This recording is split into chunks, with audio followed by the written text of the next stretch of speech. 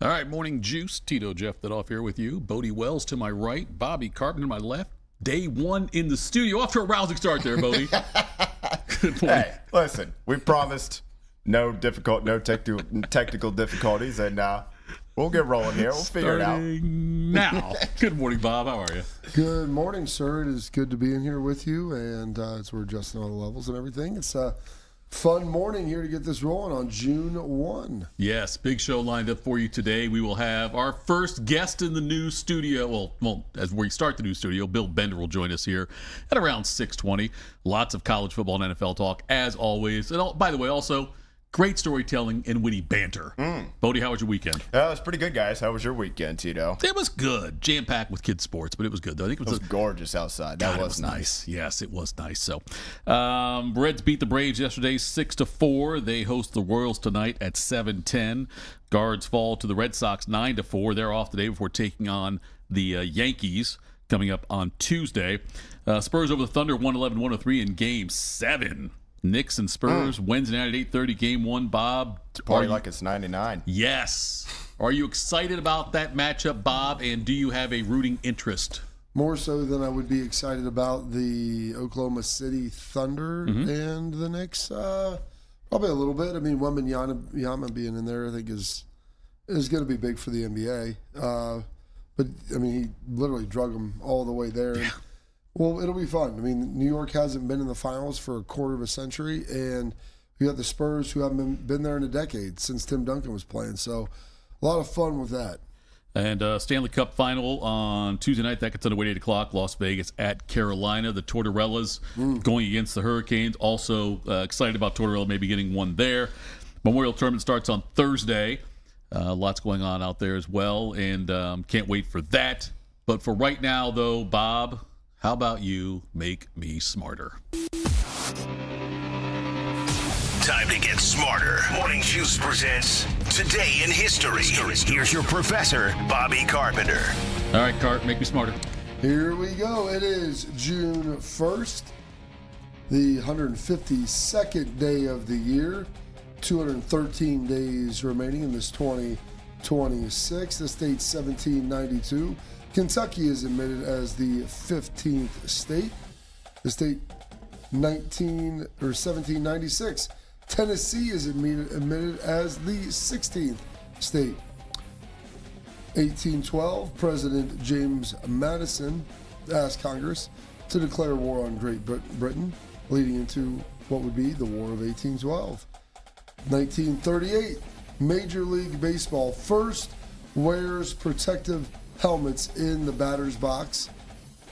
And then 1967, the Beatles released the Sgt. Pepper's Lonely Hearts Club. With Sgt. Pepper's Lonely Hearts Club Band, we've been enjoying the show. 1975, Nolan Ryan of the Angels throws his fourth no-hitter over the Baltimore Orioles in a 1-0 victory.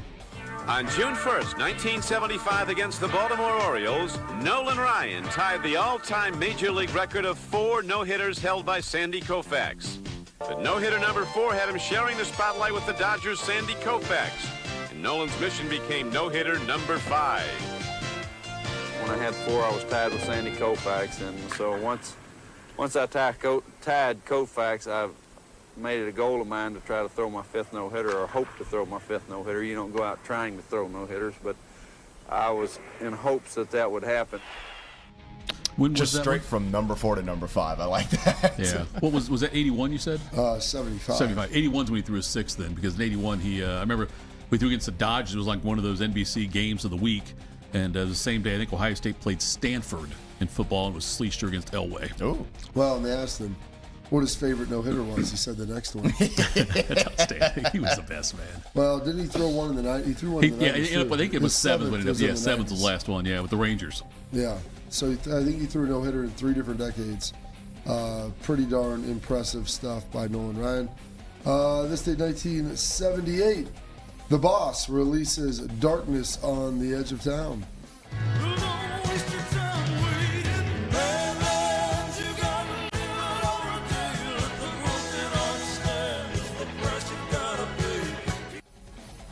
Those Badlands stop treating us good. Still out there doing it, too. Still out there touring. Unbelievable. He's got to be getting close to 80. Yeah, I think he's like 78, Bob. But watch what he can do. And you've seen it many times, too. It's like the energy that guy has to be able to go nonstop that for like 3 hours. He'll go for 3. He'll play a full 3 hours plus. Yep. When he gets on stage. This date, 1980, CNN begins broadcasting. Stand by. Ready, 3. Take 3, Mike Hewitt. 3, start to slow zoom in a little bit. Roll tape. Take 3. Ready, 13, full. Ready, camera 3. 1 center up. Good evening, I'm David Walker. And I'm Lois Hart. Now here's the news.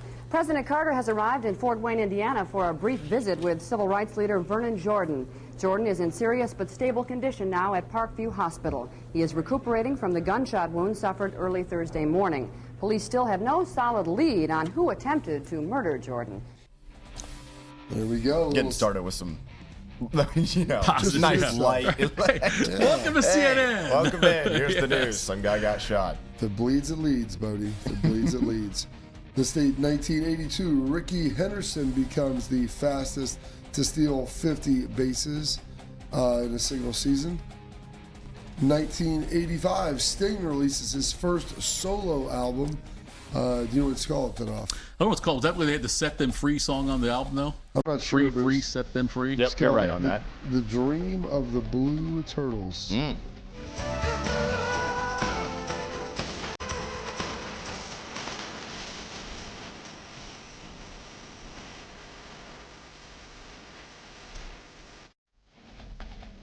This date, 1993, becoming the first band to perform 2 times on MTV's Unplugged, which was a huge deal back in the early 90s. 10,000 Maniacs.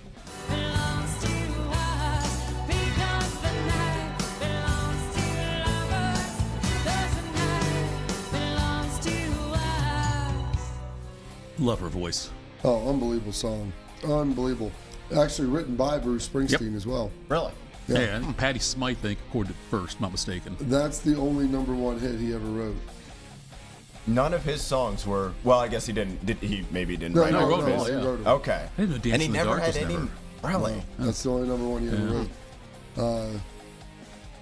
Seems impossible, honestly. Yes, well, believe me, exactly. But he was wrote a couple for some other bands that took it up, and that was it. This day, 2009, General Motors, one of the largest U.S. companies, declares bankruptcy, the 4th largest in the history of the country at that time. Some birthdays today. We're on this date, 1926, Andy Griffith. I believe you're bending that rule just a little bit. Now, the golden rule says that you're supposed to be honest and square dealing with other folks. Now, telling your friend that them seeds is gonna grow licorice sticks, well, that's kind of far away from what you'd call square dealing, and it's awful close to what you'd call cheating. I didn't tell them that they grow licorice sticks, Paul. I just didn't tell them they wouldn't.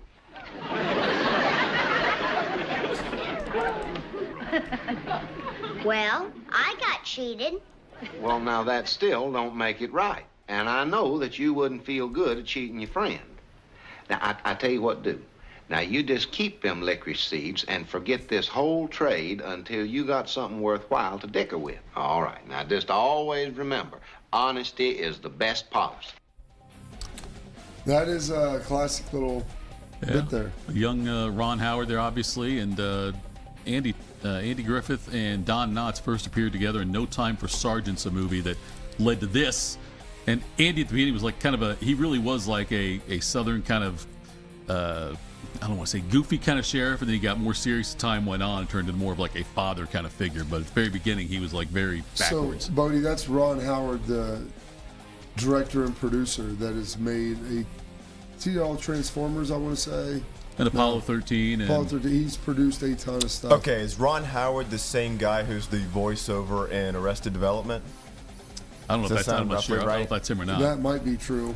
I'm not positive on that, but I know, Ron Howard directed a lot of great movies. I didn't realize that he was like a child actor. Oh, you didn't know that? Yeah. Not until later. No. Yeah. Ron Howard. There you go. Iconic narrator of Arrested Development. I thought that was correct. There you go. Also born on that same day as Andy Griffith is Marilyn Monroe. Happy birthday. It's from Carpenter's birthday. Happy birthday to you. Happy birthday, Mr. President. Happy birthday to you. Can't believe Jackie O wasn't very pleased with that. Probably Why not? Yeah, I know. Born on this date, 1934, turning 92. Country star Pat.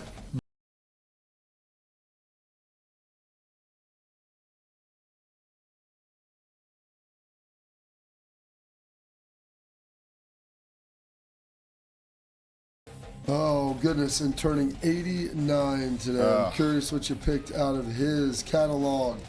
One of the best actors you'll find, Mr. Morgan Freeman. Anything else? Nope. Why? These conversations used to end with an unusual request. Oh, Batman. Oh, yeah. Tired. Well, let me show you some stuff anyway, just for old time's sake. Oh, now you're just showing off. Defense Department projects for tight geometry urban pacification. Rotors are configured to maneuver between buildings without recirculation. What's it called? Oh, it has a long, uninteresting Wayne Enterprises designation. I just took to calling it the Bat. And yes, Mr. Wayne, it does come in black. Let me tell you something, my friend. Hope is a dangerous thing. Oh, well, Shawshank. Hope can drive a man insane. It's got no use on the inside. You better get used to that idea. One of the guys that you got to do 2 movies in one clip for him. Oh yeah, he's got so much good stuff. That was the only way to do it. Well done on that, sir. Part of Brooks and Dunn, Mr. Ronnie Dunn, turning 73. There's always room here for the lonely. To watch your broken dreams dance in and out of the beams of a neon moon. That's top 5 right there, Carp, for me. Brooks and Dunn? Just songs, period. Oh, yeah. I think that's one of the greatest songs ever recorded. I love Brooks and Dunn, and that one right there does it for me. He's got a hell of a voice. He does. Turning the big 6-0 today. Former and current Rutgers head coach, former Ohio State defensive coordinator, Mr. Greg Schiano. I mean, and then a late hit. They're going to have to tack yardage on the end of this, and Crookshank is the one that hit him. And Ohio State's bench didn't take too kindly. Now you got Melton in the mix, and they're going to have to separate. Greg Schiano comes all the way over from the other sideline to get his players out of the mess. Oh, and now Schiano and Ryan Day appear to be jawing at each other. Oh, yeah. To the Ohio State sideline, and they got jawing at one another. Oh, boy. Oh, boy. Oh, boy. Some good stuff right there with the Schiano man. Turning 56 today, current, I don't know if he's with ESPN, NBC soccer analyst and former U.S. men's national team goalie, Alexi Lalas. Heidi Klum. Yeah, no, sorry. I was trying to think. Somebody just went to Apple.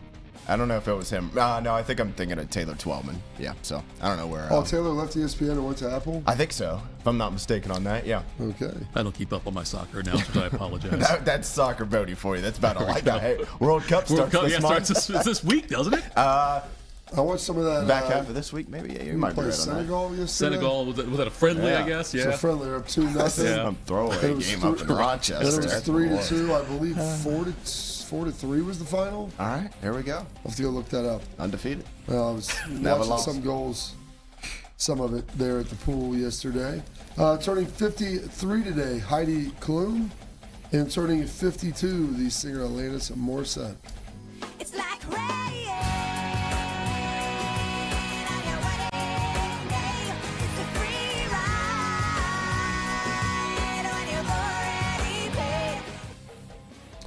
One of Banger's some passings today.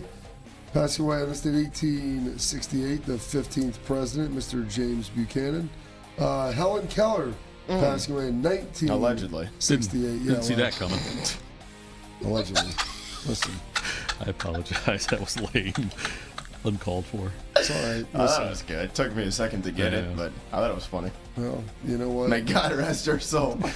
She's not dead. We're just divorced. That's terrific. And then passing away on this date, 2005, Mr. George Mikan. Some holidays and observances. You know, when he passed away, Shaq paid for his funeral and everything. Did he really? Oh, yeah. Everything I've ever heard about Shaq is like, that is among a long, long list of sort of dealings he does. Like, just a really generous guy. Really is. And he said, like, George Mikan paved the way for him. And I don't think he was in great financial shape when he passed. And so, yeah, he took care of all of their funeral arrangements and everything for the family. Nice. Some holidays observances today. It is Heimlich Maneuver Day. Oh. It is National Nail Polish Day, National Olive Day, National Pen Pal Day as well. Statehood Day for Kentucky and Statehood Day for Tennessee, and World Milk Day. And those are your historical events, your birthdays, your passings, your holidays, observances for this date. Monday, June 1st, the 152nd day of the year, and 213 days remaining in this 2026. Speaking of milk, Bob, over the weekend I learned how Tormund became so big and strong. Yes. Yeah. Exactly. Oh, yes. Giant's milk. Yeah. That'll do it for you. Do we have to go to makeup before the show? Because Bill says we look tired this morning.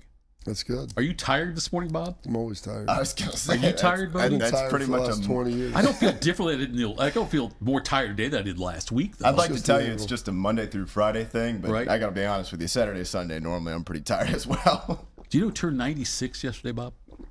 Who? Who turned 96 yesterday? I don't know if you know who turned 96 yesterday. No one on my list did. Who's on Pat first? Pat Boone was the winner. He was the elder 92. statement. Yesterday, Clint Eastwood turned 96. Oh, I did. Good Yeah. for him. Yesterday, I did see that. Who had sent him something, a birthday cake? Oh, gosh. It was Marilyn Monroe. Yeah. Right out. One Marilyn Monroe was another actor. Yeah, he. I would say he looks rough, but to be alive at 96 is What do you? Yeah, I think pretty impressive. No matter how you look at 96, as long as you're upright, like laying down in the bed with tubes in you. I'm saying as long as you're Jimmy Carter, I think, hit a point where I don't know. yeah. He wasn't even upright anymore, Wow. unfortunately. Luke But Carnesecca too. They, Now had you to think about wheel, it. they literally wheeled him in. Yeah, look at Luke Carnesecca. The last 5 years of his life, it's a bad look for Lou. I don't know how long he's been dead, but he was dead long before he was dead, in my opinion. But don't Luke Carnesecca, not Lou Holtz. Don't do listen. It's Lou. If you I don't go, even know who Lou Carnesecca is. you don't know the longtime coach for St. John's basketball. Why would I know about that? Because Big East basketball, when it was him and John Thompson, Basketball Georgetown, Bob. Syracuse, I know Georgetown. John Thompson is. Yeah, they had some battles. Cheney is like. Chris Mullen played for. I think that guy was vice Carnesecca. president. I know who Chris Mullen is. Yeah, Cheney was a vice president. Yes, that's fair on that. I don't know what Cheney's talking about, but yeah. Oh, yeah, I know you're talking about the John Cheney from Temple. Yes, that was not part of the Big East. The Big East only had Jim Boeheim. That was right there, part of the A-10. Yeah, you had Boeheim, Patino at Providence, Carnesecca. I think who else in that group? The dude from Connecticut was there for a long time. Jim Calhoun was there for a while as well. So anyway. Yeah. Walk down memory lane there for There everybody. you go. No one cares, but that's fine.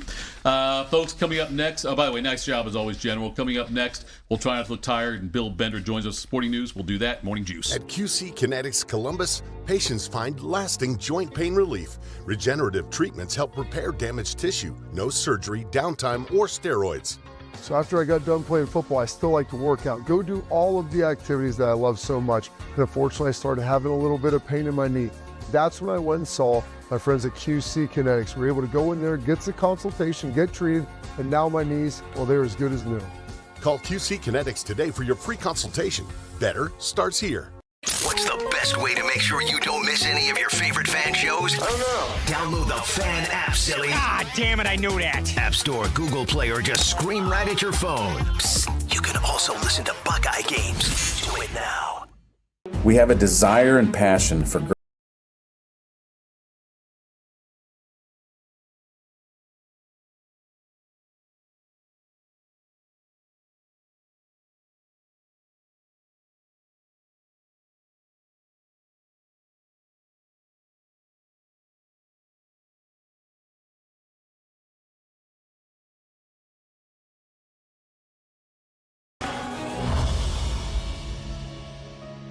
Since 1969, Germain Toyota of Columbus has been delivering an exceptional experience to Central Ohio drivers. Whether it's versatile SUVs, stylish trucks, or efficient hybrids, Germain Toyota has a great selection of new and pre-owned vehicles at customer-friendly rates, backed by 2 years of maintenance with Toyota Care and same-day service from our trusted team of technicians. Experience the difference with every drive at Germain Toyota of Columbus.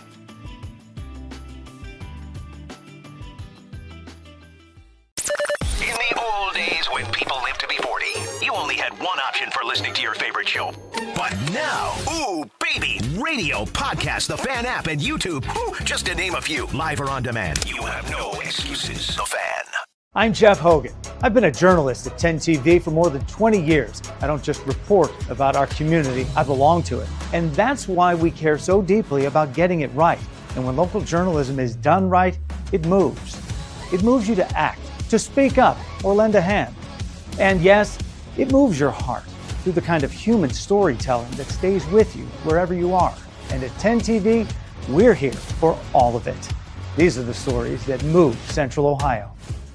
Delaware County Veteran Services is a county office that faithfully assists veterans of Delaware County. Although not the Department of Veterans Affairs, we help veterans and their dependents navigate through the process of applying for benefits administered by the VA, and we provide transportation to VA medical facilities. So if you're a military veteran or a spouse of a veteran, schedule your appointment today. A wide range of VA and local benefits may be available to you. Delaware County Veteran Services, conveniently located in the historic courthouse in Delaware.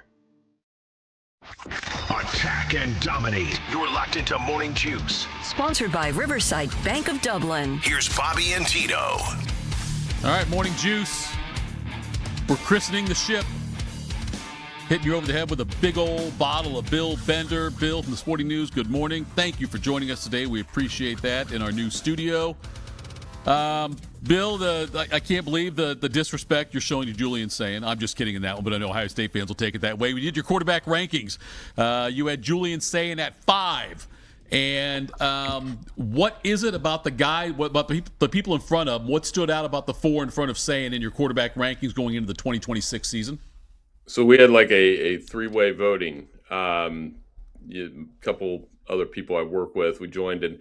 They're lower than Julian than I am. I'm not making excuses, but returning Heisman finalist I can remember who gets penalized because of the people he's throwing to. You know, and he threw the ball down the field well. He had a 77% completion percentage last season. We know all those things. So I think any guy ranked in the top 6, and number 6 we have Dante Moore. Obviously we have Mensa, Arch, CJ Carr, and Trinidad Chambliss. If you put any one of those guys number 1 going into this season, I'd be okay with that. Is there somebody on this list, Bill, in the top 10? I guess who would you say in this list that you put out in the top, 5 or 6, that you would be the least surprised if at the end of the season we weren't talking about them anymore, that they had fallen out of this rank of the elite? Well, I think you'd have to start with, it's odd to say that, the guy we have number 1, Trinidad Chambliss, is the guy I like a lot. But, you didn't really see him on NFL draft boards. I thought in a lot of ways he was the best quarterback in college football last year. But if Ole Miss has a rough year, and obviously Lane Kiffin and Charlie Weiss Jr. aren't there, if he falls off, then it would be very easy to, put him out of that top group with Dante Moore, who bypassed the draft. We mentioned Sayin, CJ Carr. I really like CJ Carr, and I like Arch Manning. And Darian Mensa's the one that, he could fall off too if he has a rough year at Miami, but I don't see it. He's been productive each of the last 2 years. Bill Benefit Sporting News joins us here on Morning Juice. Bill, I know at 23, you've got Bryce Underwood from Michigan down there. I am curious to what your assessment is of Bryce Underwood based on last year and what your expectations are of him this year. There's talent, right? There's a lot of arm talent there, but there was a lot of inconsistency. There was a lack of development last year from the 5-star top quarterback recruit that he is, and that will be the challenge for Jason Beck. They bring the Utah offensive coordinator, who did get the best out of Devin Dampierre last year. Devin Dampierre is ranked, I think, number 13 on our list. So, for Bryce Underwood, there's a fine line. I'm not going to do the thing where you call him a bust yet, but there's a potential to be a bust, and there's a potential to take that next step and be a high-round draft pick and help Michigan bounce back from a 9-4 season. So I do think some of it, Tito, has to do with the guys he's throwing to, too. I mean, Michigan receivers, that's still a position group that has a lot of question marks going into this season. It's interesting.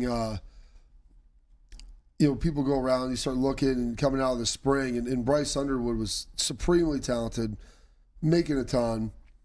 But do you feel like there's potential for him in Michigan to backslide? I know that this spring that they weren't overly optimistic and positive about his performance. How much of that do you think was a new offense, or maybe the fact that he's just not developing as quickly as they hoped?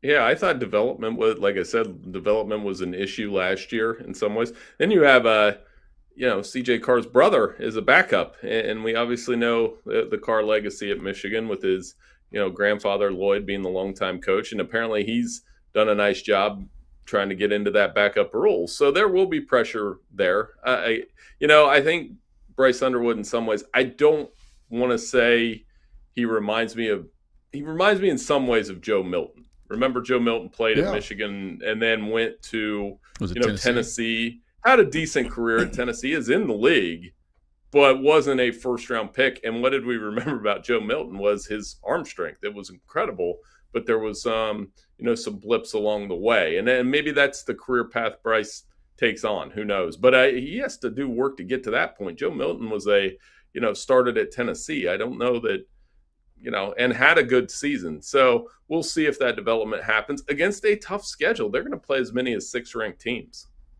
Bill Bender joins us with Sporting News here on Morning Juice. Bill, what kind of an impact do you expect for Northwestern with Chip Kelly being there now and then Jerry Neuheisel, who is the new quarterbacks coach? How much can Northwestern improve offensively?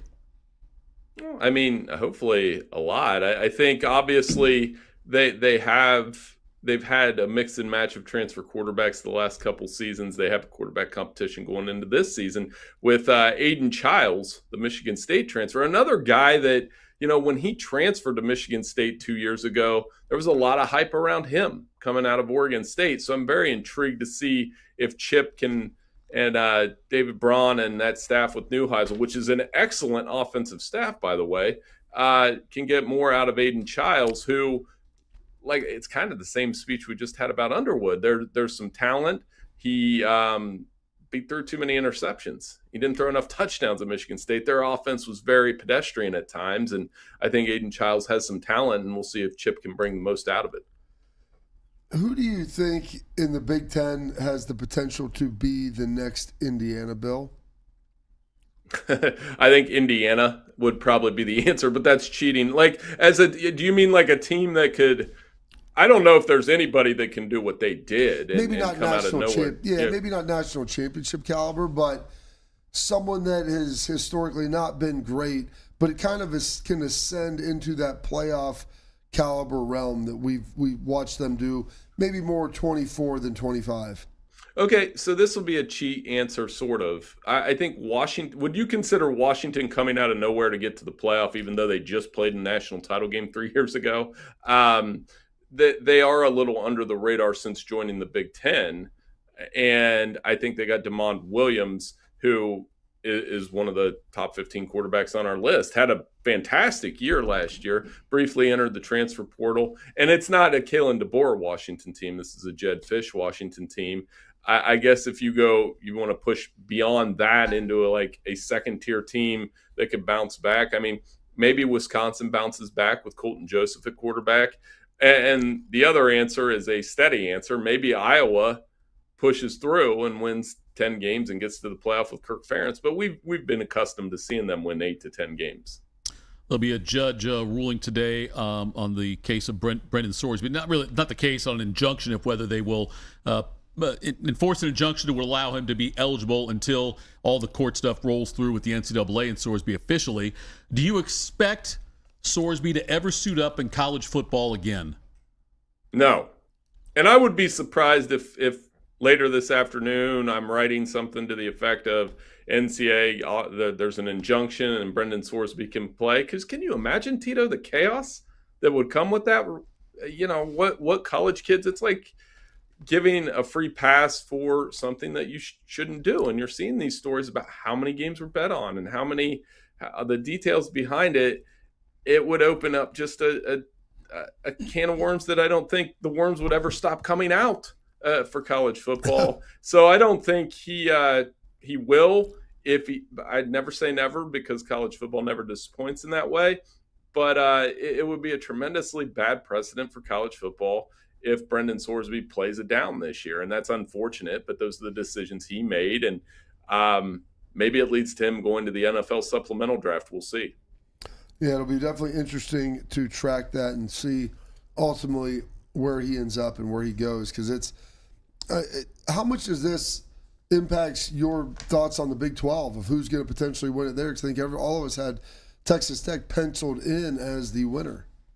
Yeah, I mean, when I had Sorsby on the roster, and by the way, I tweeted this out over the weekend, our Sporting News preview magazine's on newsstands now. We originally had Texas Tech around like number 7, and Sorsby, the news breaks a couple weeks before we publish that. And obviously the trick with yearbooks is there's going to be news that happens in between. So we dropped him to like 20. And I think that's the impact. You go from the Big 12 favorite with arguably the best quarterback in the Big 12 to 3rd or 4th behind BYU and Utah, both with their returning starting quarterbacks. A team like Houston, who's going to be another one of those sleepers this year with Connor Wigman. So that's how far they drop. They go from top 10 to borderline top 25. So I noticed in your tweet about it, you said that you were back. The college football preview magazine is back from the Sporting News. And how difficult is it to put together these forecasts and all that? I guess maybe with the transfer portal changing the way it did, maybe it makes it a little bit easier. But, you know, you've got such a roster turnover all across the country. Like, how big of a challenge is it even putting that all together? Yeah. I know the first one I did for Sporting News, it was about a decade ago, and I was so excited to write the Big Ten preview for us and put a lot of energy into it. But doing the roster part was so much easier back then because of all the changes you see. And as you go through these previews, I was fortunate enough to write most of the Big Ten previews for this magazine, and the front of the book features with the Heisman forecast, those kind of things. But it is. And literally, like I was saying, I think a week or so before we were due to publish, get this to press, the Sorsby news happens. So I'm going to say there was a lot of last minute changes in there, and, our staff got it done and a lot of editing there. But it did remind me of my old newspaper days where you were making changes at the very last minute. And as you guys know, there's a lot that can change from now through September. But it was a fun magazine to put together. It looks really good. And, for your listeners out there, I think it's available at newsstands now. So go get your copy. It's big. It's yellow. That's for sure. You can't miss the cover. It's really bright. What went into the decision, Bill? I mean, this may be above your pay grade, to bring it back to print. No, I mean, that I don't know all the reasons why, but I can tell you that I know when they brought it to us, the college football staff at Sporting News, that we were super excited to put that together because it is part of our traditions that, those yearbooks, they're a summer tradition, right? You go to the store, you see Athlon, you see us, you see several others. And when you go on your summer vacation, you want to have that in the back. I know the print media there's a conversation to be had about how the death of it or it's dying or whatever, but it's always whenever I'm out in the summer and I see somebody reading one of those magazines, it doesn't even have to be ours, I get pretty excited because that means they're a true avid college football fan and they want to study up for the upcoming season. That's part of my tradition, Bill, every summer. Like, I make sure the first time I go to the pool, I've got to have one of the magazines, whatever one it is. This year it'll be a Sporting News. Make sure you go buy it, folks. Newsstands now. But like that, having something like that is just that marks to me like I feel more comfortable at the pool knowing football is close. Yeah, and you get to the schedules, and I think like you were saying, Tito, it's a get to know. You start to look at the rosters. Oh yeah, that guy plays there. Oh, like Oregon, for example, was a team that jumped out when we put this together. I didn't realize how many guys they had coming back on the defensive side. So the Ducks will be good. The Big Ten, the race between Ohio State, Indiana, Oregon, and some of those second-tier teams is going to be a lot of fun. In the meantime, we are allowed to go to the pool and have a little bit of summer first. But as you know, August will be here before we know it. It absolutely will. It is getting warm. It is feeling good. The pool is open. It is rolling. Bill, how much do you track the official visits and a lot of the recruiting stuff that's going on right now in the world of college football? Not as much, but I will, like over the summer, you start to look at like that next class coming in and some of the high school, the recruiting camps. I know Ohio State, there's that summer circuit of camps that you start to try to spot those next guys, those guys from, I guess it would be the class of 28 or 29 that are going to start to get recruited next, because as you know, it goes by fast. But I didn't know if I missed a question. Sorry, I interrupted.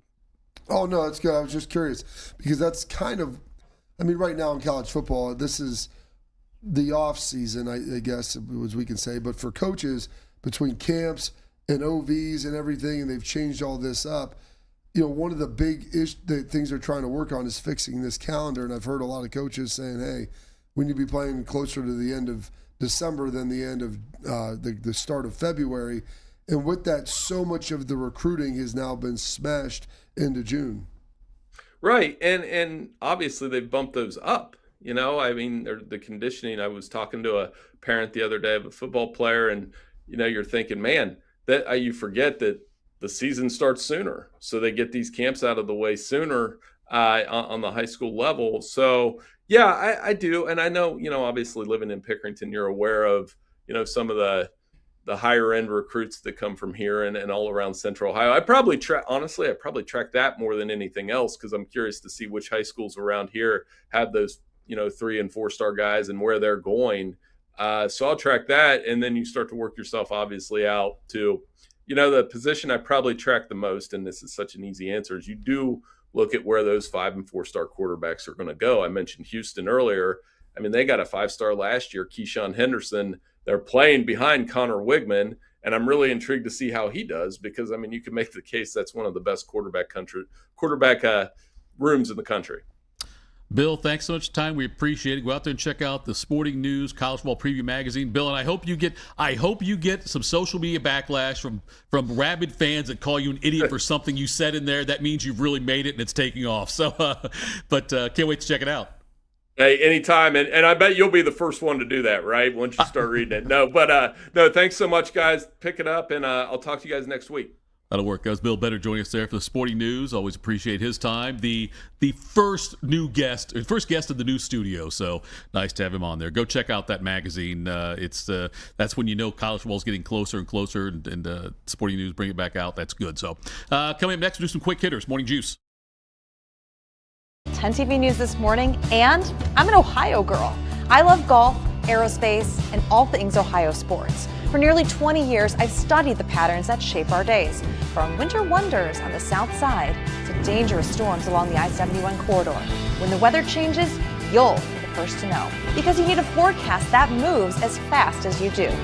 Make the move to 10 TV News this morning, weekdays from 5 to 9, anywhere you watch.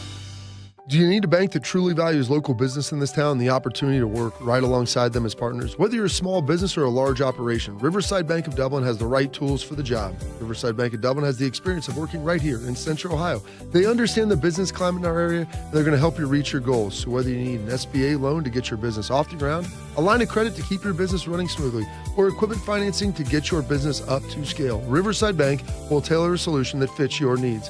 Visit them at riverside.bank or stop in to get to know them in person at 6300 France Road. Riverside Bank of Dublin, member FDIC, equal housing lender. When you think of brands that are customer focused, one thing they all have in common is that their values and commitment to quality have been passed from one generation to the next. With 3 generations in the roofing industry, our family has built a reputation on honesty, transparency, and consistency. Our commitment to the customer will show through all of our team members as they make sure that every customer is completely satisfied. When it comes to your roofing needs, work with a company built around family. Call Newman Roofing today. Delaware County Veteran Services is a county office that faithfully assists veterans of Delaware County. Although not the Department of Veterans Affairs, we help veterans and their dependents navigate through the process of applying for benefits administered by the VA, and we provide transportation to VA medical facilities. So if you're a military veteran or a spouse of a veteran, schedule your appointment today. A wide range of VA and local benefits may be available to you. Delaware County Veteran Services, conveniently located in the historic courthouse in Delaware. What's up, Reed? Hey, Bo. Didn't we do a 5K fun run last year? Yeah, I think we did. Do you want to do it again this year? Sure. All right. Registration for the Fan 5K is now open. Join your favorite personalities June 20th at Otterbein University. The Fan 5K features a medal, t-shirt, free race photos, and a post-race party. Get your spot today at 971therace.com. At QC Kinetics Columbus, patients find lasting joint pain relief. Regenerative treatments help repair damaged tissue. No surgery, downtime, or steroids. Knee pain's something I lived with since the big game, and I'm all over surgeries. That's how I found QC Kinetics. I was able to get in, see the doctors, do the treatment, and get my knee feeling basically brand new. I can work out, run, most importantly, chase my son around the house and the yard, and do my job without any pain. Call QC Kinetics today for your free consultation. Better starts here. One man is a national champion, NFL veteran, and local business leader. The other man is Tito. This is Morning Juice. Sponsored by Riverside Bank of Dublin. Here's Bobby and Tito. Morning Juice. Clear something up earlier, Bodie. I think June 11th is when the World Cup starts. Okay, so we're close. 10 days, 11 days. Yes, all right. Close. Well, that's when I saw it last night playing. Yesterday I was at the pool. I'm like, oh, World Cup's on. And the guy beside me was like, no, it doesn't start for another week or two. I'm like, no, could have me fooled. Will you guys watch much of the World Cup? Yeah, are you excited? I'll Like you watch a look lot forward of to? it. You will. I'll watch the U.S. I like watching international soccer. Like I love watching international sports for a tournament like that. Yeah. That to me, it's like watching the Olympics. Yeah, I'll. It seems like one of those things. I always go into the event planning on watching a lot, and then I watch less than I thought I would watch for some reason. I don't know if it's because the U.S. is typically not one of the more elite soccer programs in the world, but Not yet. Not yet, right? We're getting there though. But, every year it's more popular, right? But if we played them 10 times, yes, this right, year, that's fair, right? This is your time. This is now your time, but it's just quick hitters.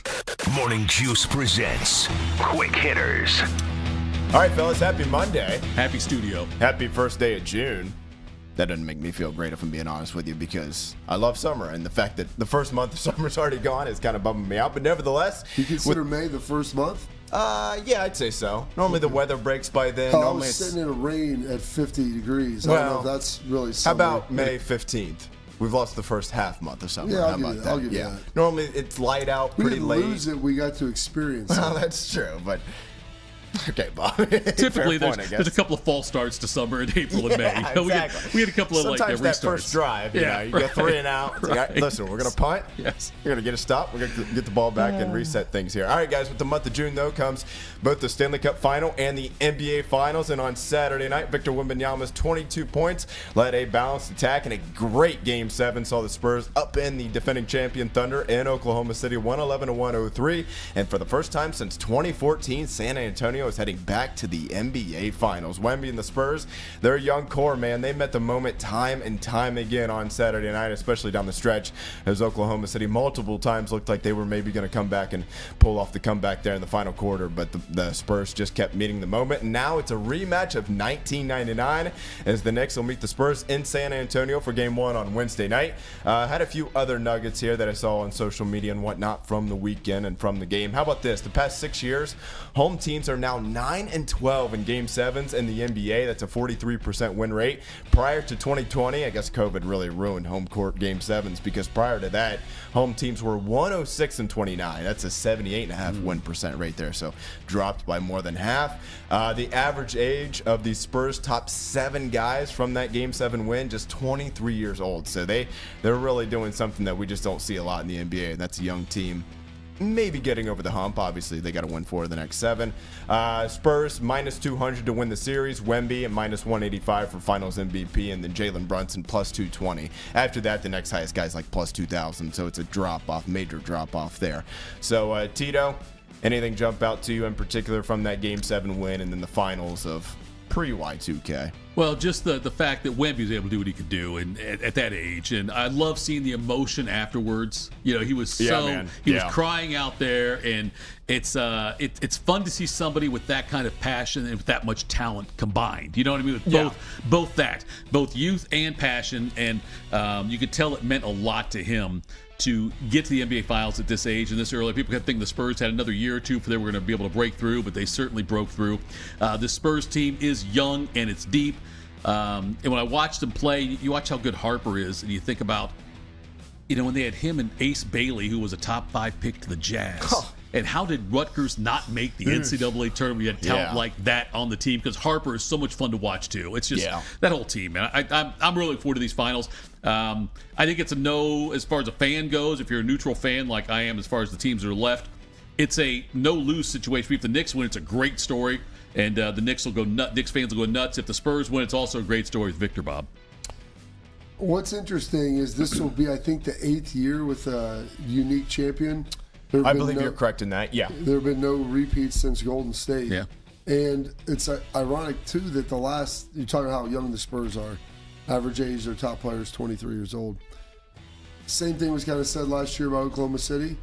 And then the same thing was said the year before about Denver and the Nuggets. Even Boston, honestly, in there, But none of those teams have made it back and have been able to win a consecutive title. Now, they've been in the mix. Yeah. But I know it's kind of a changing of the guard, but you look at some of these teams that are getting there, and like, you know, the Spurs, I don't think anybody thought 3 years ago they'd be here at this point. I don't even think, I would say, even I wonder what their preseason win total was, but I would guess A, it wasn't 62. No. And B, I think even this year would have been, this is their first run with this core in the playoffs. Like, normally in NBA history, a team has to at least have one, even year, so what would have been technically 3 years ago now, and a year before OKC won the title, they at least like went to the second round, lost to Dallas in 6 games. Like, this is just how it goes, man. Normally, right? Now, when you have an alien who's 7'6" and can do all the things it's Wemby does, like me playing with my kids out back. Yes, it's a cheat code.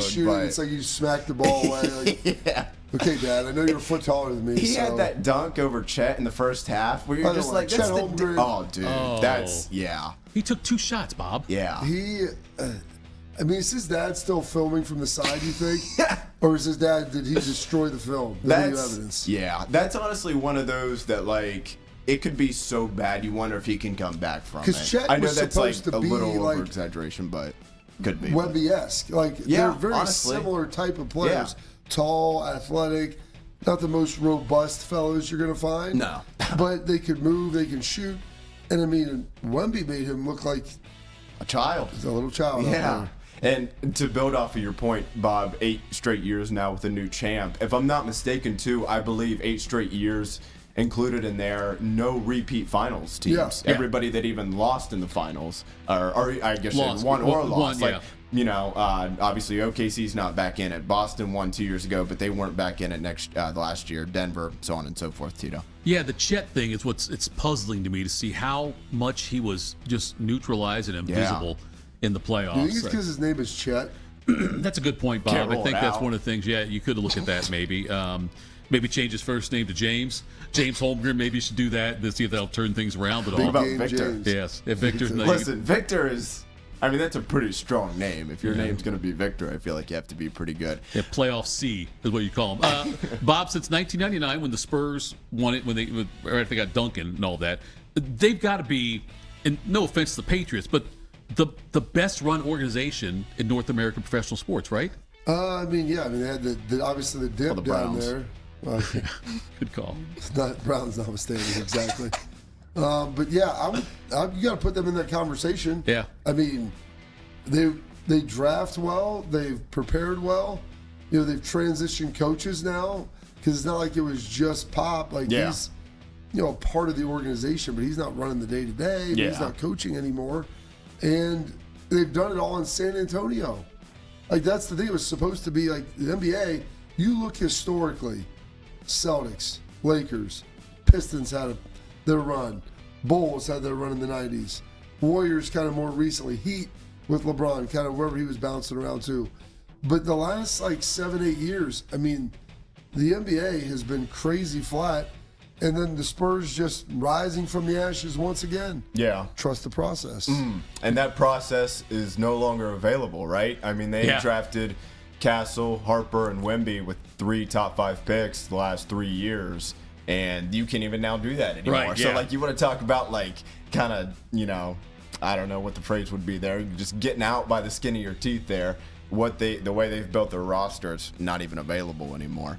I also did see this too. How about this? So one guy or girl, I guess, just person, I don't know. But so back on February 14th of this year, so a few months ago, somebody placed a 4-leg parlay. Oh, that's amazing. On the U.S. men's hockey team to win gold.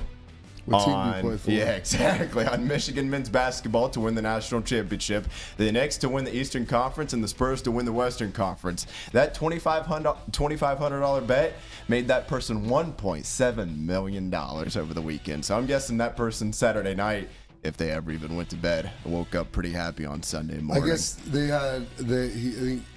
call him the prop prince. Oh. I guess he the had prince who was promised. He said there was no hedging. Nothing, Jon Snow. Exactly, no hedging. Yeah, because he could have, right? And he could have had a buyout of like 600 something. Yeah, and but he didn't even hedge anything else. Which I would have to imagine going into that final. There's a friend of mine who he had some stuff on Charlotte to make. I remember that, yeah. I mean, the playoffs, right? Yes, win a play-in game, but then he had them on to make the play-in, and then he had them to make the playoffs. Yeah. They made the play-in, but they didn't end up making the playoffs. I want to say, and I go, dude, you could hedge, and because Charlotte was getting, but the thing is, Charlotte was getting points. I go, you could have taken 5 points, and they could have won, and you could have got they could have lost, and you could have double hit on both of that. And I would have to imagine, I didn't look at the line. Oklahoma City had to be favored. Oh, for sure. Yeah. I don't know by how much. A few points. Maybe? Yeah, give or 3.5, take. 4.5. So you could have taken the Spurs even if you wanted, and taken those points even with it. And you could have maybe still won them both. It's crazy. Yeah. Speaking of gambling, we touched on this with Bender, and we've spent a lot of time on this throughout the spring, so we don't have to hammer on it too much here. But Brendan Sorsby, some more news came out over the weekend. He placed 40 bets, wagered approximately $90,000 on Indiana while he was with the Hoosiers football program. And, just cherry on top, he continued to gamble after transferring from Cincinnati to Texas Tech this past winter. And after the NC2A... They already knew. He already knew he was being investigated. Yes, and he said, watch this. How about I double down even more? And after the NCAA denied Sorsby's request to be reinstated, Texas Tech appealed that decision on Friday.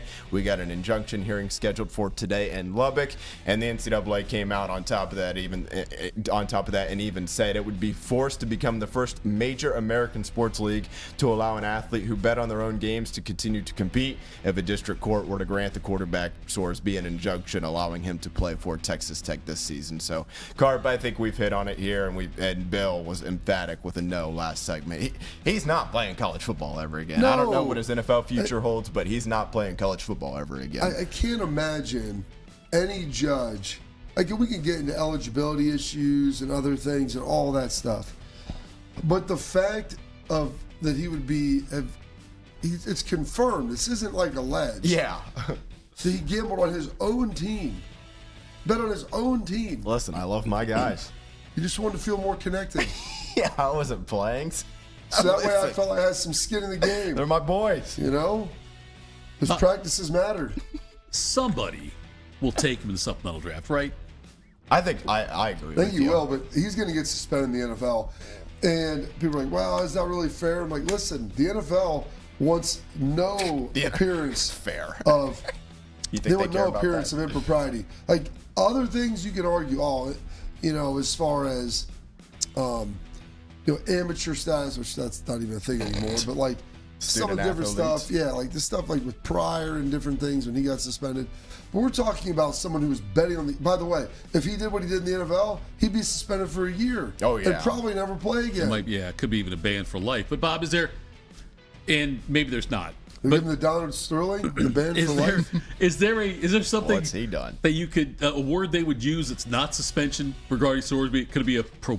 See, I'm trying to think like would they suspend him for what happened in college, or would they put him on some kind How of about an atonement, Bob? a probationary thing? Could they put a different word on it? Is there a different level, or is it just I'm saying you're still suspended, but is there a different word they could put on it? I don't know. The walk of atonement. Maybe you get Sands up there at Winterfell, and they do.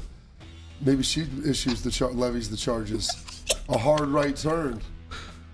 I like that idea. What the hell are you guys going to talk about once he's done with Game of Thrones? What are you going to do? I was so excited. Honestly. He talked about Bodie when you watched that episode. You text me because I knew it's at the very end. I'm like, this is going to be one of the great. It was really one of the great endings that you can find. Yeah. I'm just saying the two of you. You can get involved. No, I'm not getting involved. Anybody can join. I don't have time for it, Bob. And by the way, now I'd be catching up. Now I'd be like, well, now's the perfect time. Well, no, but Bodie would like to relive it with you again. Yeah, I'm 8 years late, but listen. What season are you on right now? You're on season. Last one. This is the last one. Isn't this the one that had a crappy ending, Bob? Is this the one that was disappointed so far in the finale? But I can't tell. I want to hear his thoughts on the ending when it's done. The more I've gotten away from it, the more it's softened. Yeah. Right. But just on pills for that. On like how, yeah, well, you really think you can go all day long? Right. No, apparently satisfied. Coming up next, CBS Sports told us what they loved and hated about Ohio State's offseason so far in football. We'll do that next. Morning Juice. I'm Yolanda Harris. I'm a journalist at 10 TV News. I grew up here, and after 25 years of telling this community's stories, this place still means so much to me. When I'm not in the newsroom, I'm usually out supporting the same people and causes I care deeply about. I don't just report about our community, I belong to it. What happens here affects us all. And that's why we care so deeply about getting it right. And when local journalism is done right, it doesn't sit still. It moves. It moves you to act, to verify, to volunteer, to speak up, or lend a hand. It moves your mind by challenging assumptions and offering new perspectives. It moves you forward by giving you the information to make decisions and thrive where you live. And yes, it moves your heart through the kind of human storytelling that stays with you wherever you are. And at 10 TV, we're here for all of it. These are the stories that move Central Ohio. Delaware County Veterans Services is ready to help you access VA benefits, emergency financial assistance, dental and medical grants, transportation, and more. Give Delaware County Veterans Services a call, 740-833-2010 to schedule an appointment. At QC Kinetics Columbus, patients find lasting joint pain relief. Hi, I'm Bobby Carpenter. And I'm Jake Ballard. And we are both QC Kinetics believers. We are both pain-free in the knees. Call QC Kinetics today for your free consultation. We have a desire and passion for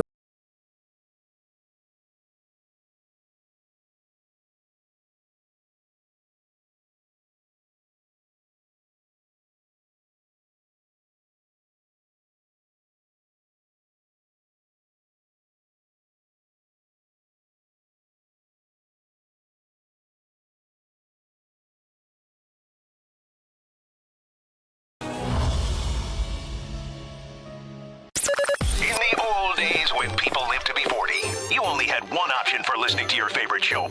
But now, ooh, baby, radio, podcast, the Fan app, and YouTube, just to name a few, live or on demand. You have no excuses. The Fan. Since 1969, Germain Toyota of Columbus has been delivering an exceptional experience to Central Ohio drivers. Whether it's versatile SUVs, stylish trucks, or efficient hybrids, Germain Toyota has a great selection of new and pre-owned vehicles at customer-friendly rates, backed by 2 years of maintenance with Toyota Care and same-day service from our trusted team of technicians. Experience the difference with every drive at Germain Toyota of Columbus.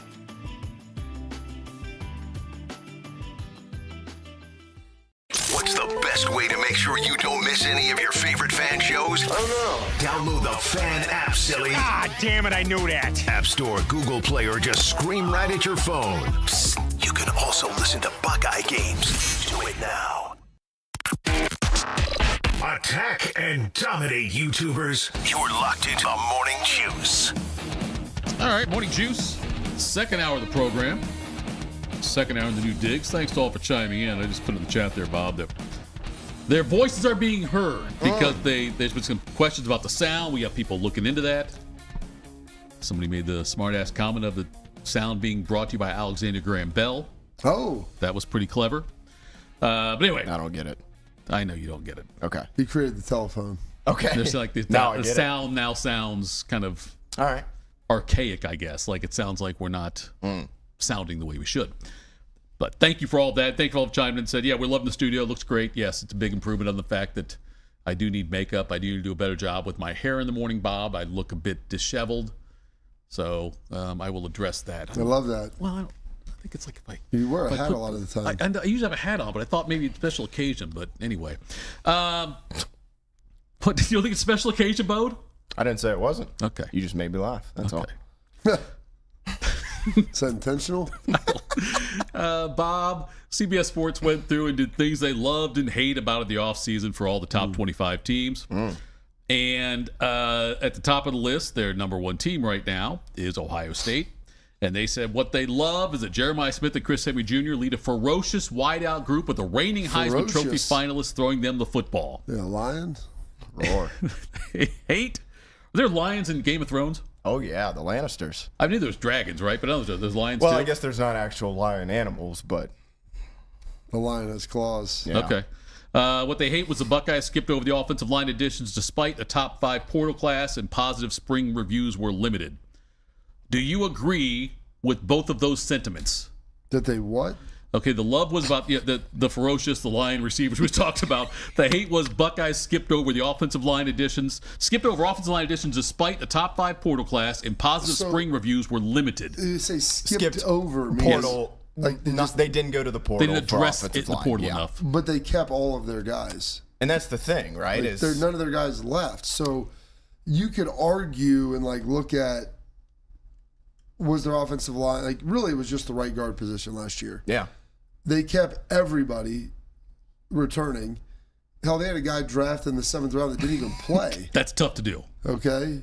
And they have everybody back, and they felt pretty good in the spring. And I think the way the movement is going to shake out, I feel pretty good about their offensive line. I think it'll be one of the strengths of the team. Do you think? How do you think it shakes out? Do you think they leave Saravelli out at left tackle, or does he bump to right guard and I think more? if Ian Moore continues to play as well as he has in the spring, I think Austin will probably end up playing right guard. Okay. And that's the thing, though, too, is the portal, yeah, everybody would love to go to the portal for depth, but you don't rotate at offensive line, really, right? No. And so if the guy doesn't play, they're in the most expensive positions, too. Most expensive. You're going to go try to get a guy who is far from guaranteed to start. Yeah.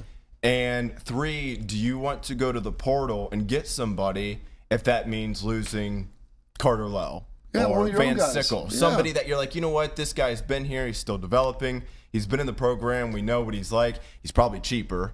It's just, I kind of... I know this, there was, Ian Moore was heavily desired, by other schools. Yeah. And, 7-figure heavily desired, yes, right? And I believe that he stayed for a fraction of that. Yeah. So, you're looking at going somewhere else to get a guy, and you preach program, and you want the brotherhood, and you want to make it about more than money, but then you would go to the portal and try to bring in another guy, and it's we did that oh goodness, in the 7th round, gosh, the kid from Rice. Yes. What was his name? He was so good. Yes, it's driving me nuts. I remember sitting there being blown away when he was drafted. Yeah, starts with an O, right? Yes. Oinawa, something like that. Oniawa? No? Onianwa. Onianwa. Yes. Okay, there we go. We got that. God, we sound like a rest home there. And so Onianwa, yes. And so they brought him in. He didn't play at all. He was a great guy. Good team. Good. It wasn't. Didn't disrupt the balance of the room. But when you do that, what are you telling people?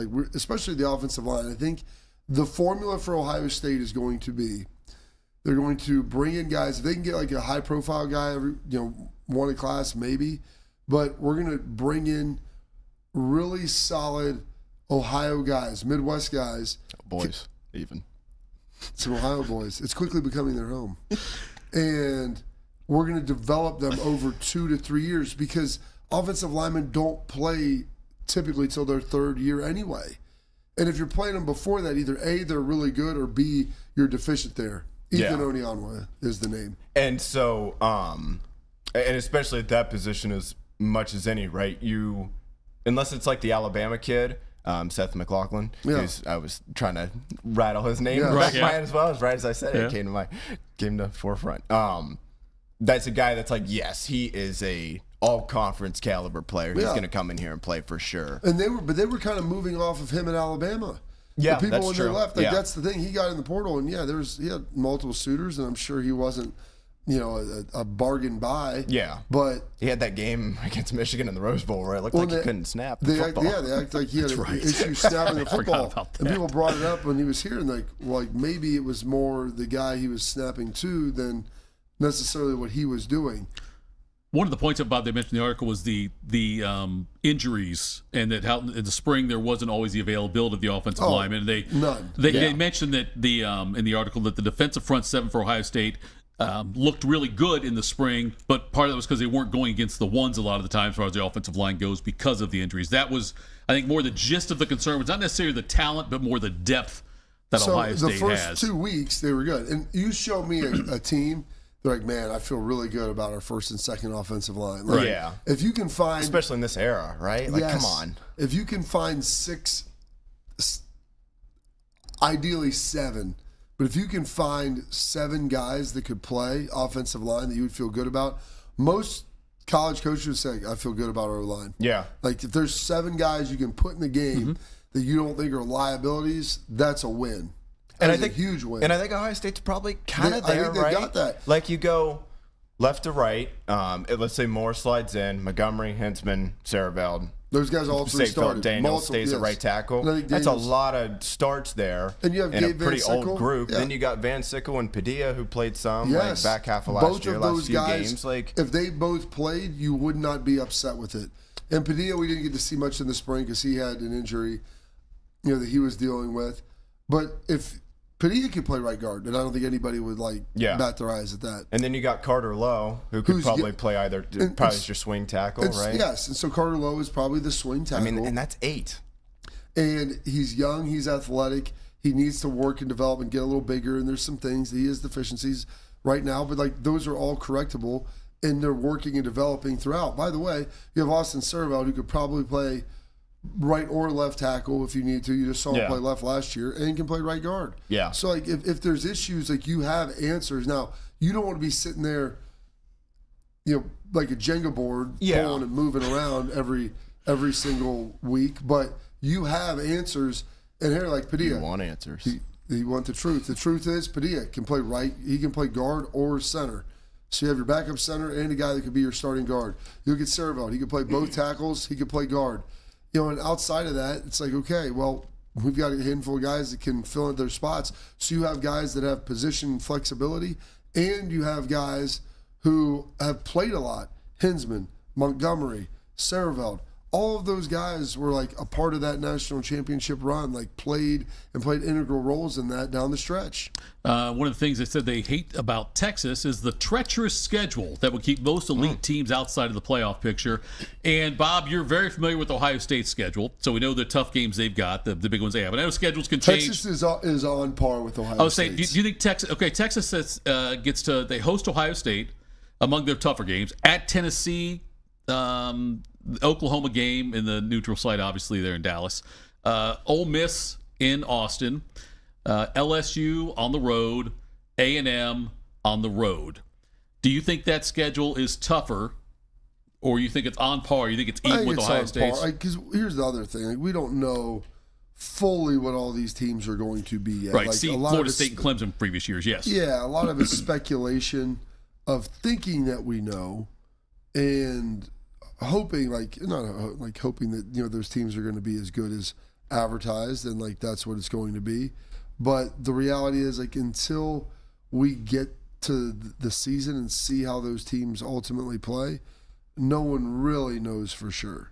Right, because, when you look at it right now, the schedule, depending on how these other teams play out, there could be a surprise team in there that all of a sudden, think about Indiana's first year when they really took off with Cignetti. Yeah. Going into that season, Indiana was a homecoming game for most people. Yes. And now now obviously it's not that way, and that season that certainly changed on that. We think LSU is going to be really good because of Lane, but we don't know that for sure. I mean, they could end up being 9-3. Not that that's like terrible, but it's not like we know they're going to be 11-1. We think Ole Miss will be really good with Chambliss coming back.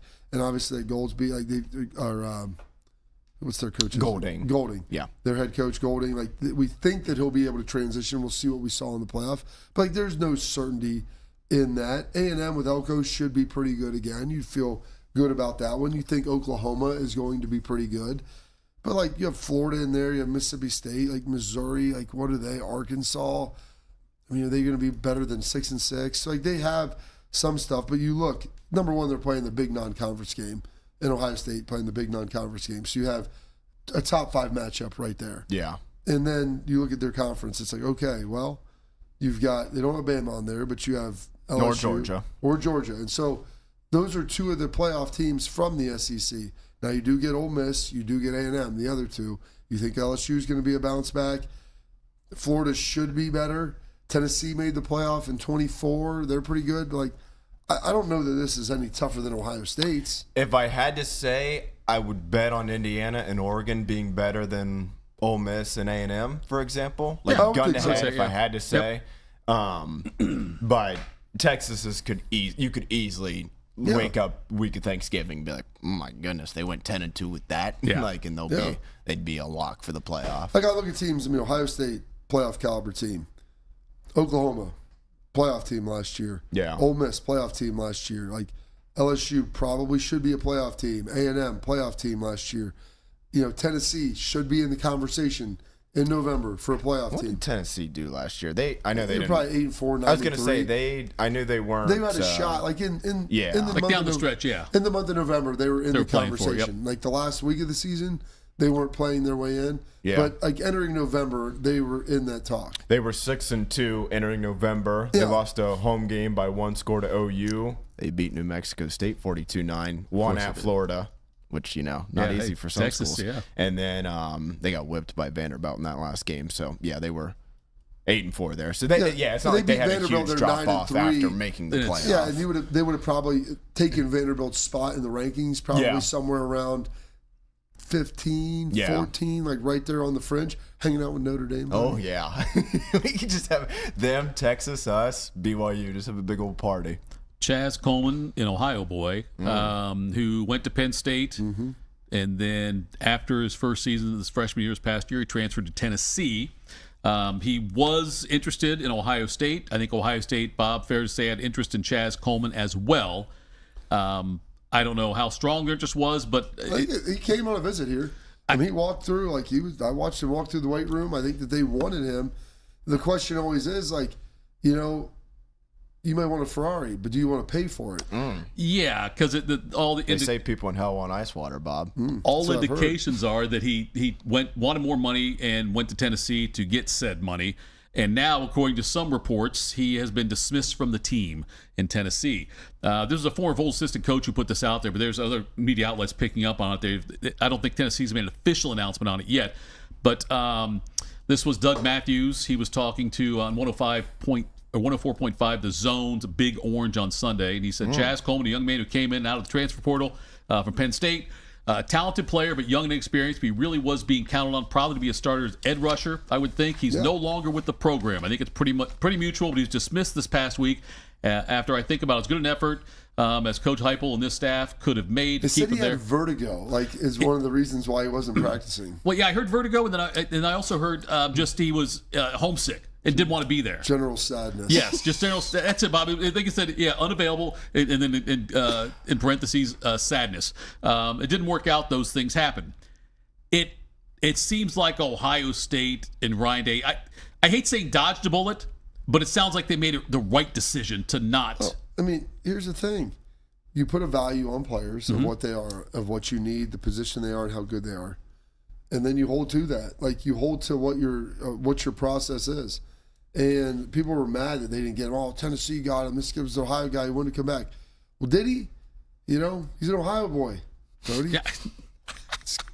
It's his home. Yeah, Okay? Bob, the fans. But maybe not for $2.5 million. Like, hey, we value you at this. If Tennessee's going to pay you twice that, congratulations. If you want to come here, that's still awesome. We'll take you, but we're not going to sit here and pay you significantly more than what we have allocated because we have to bring in other guys. And this, to me, gets back to the conversation we just had with the offensive line. Where it's like, if you had brought in an offensive lineman like this, and let's say Carter Lowe's like, you know what, well, screw this. You're going to bring in a tackle, another guy that I have to compete with. Like, I'm good. I can go transfer and start somewhere else this fall. And then you have a Chaz Coleman-like situation where the guy's actually like, you know what, I have vertigo or homesickness or whatever else happened, and bounces on you. Yeah, then you lose. You're 0 for 2. And that's the thing. And that's what I'm trying to justify. Justify is the wrong word. Recognize it in my head, Bob. About was it reconcile? There you go. Reconcile. These early mornings, man. By the way, commissioner's exempt list was what I was trying to think of earlier when it came to Sorsby.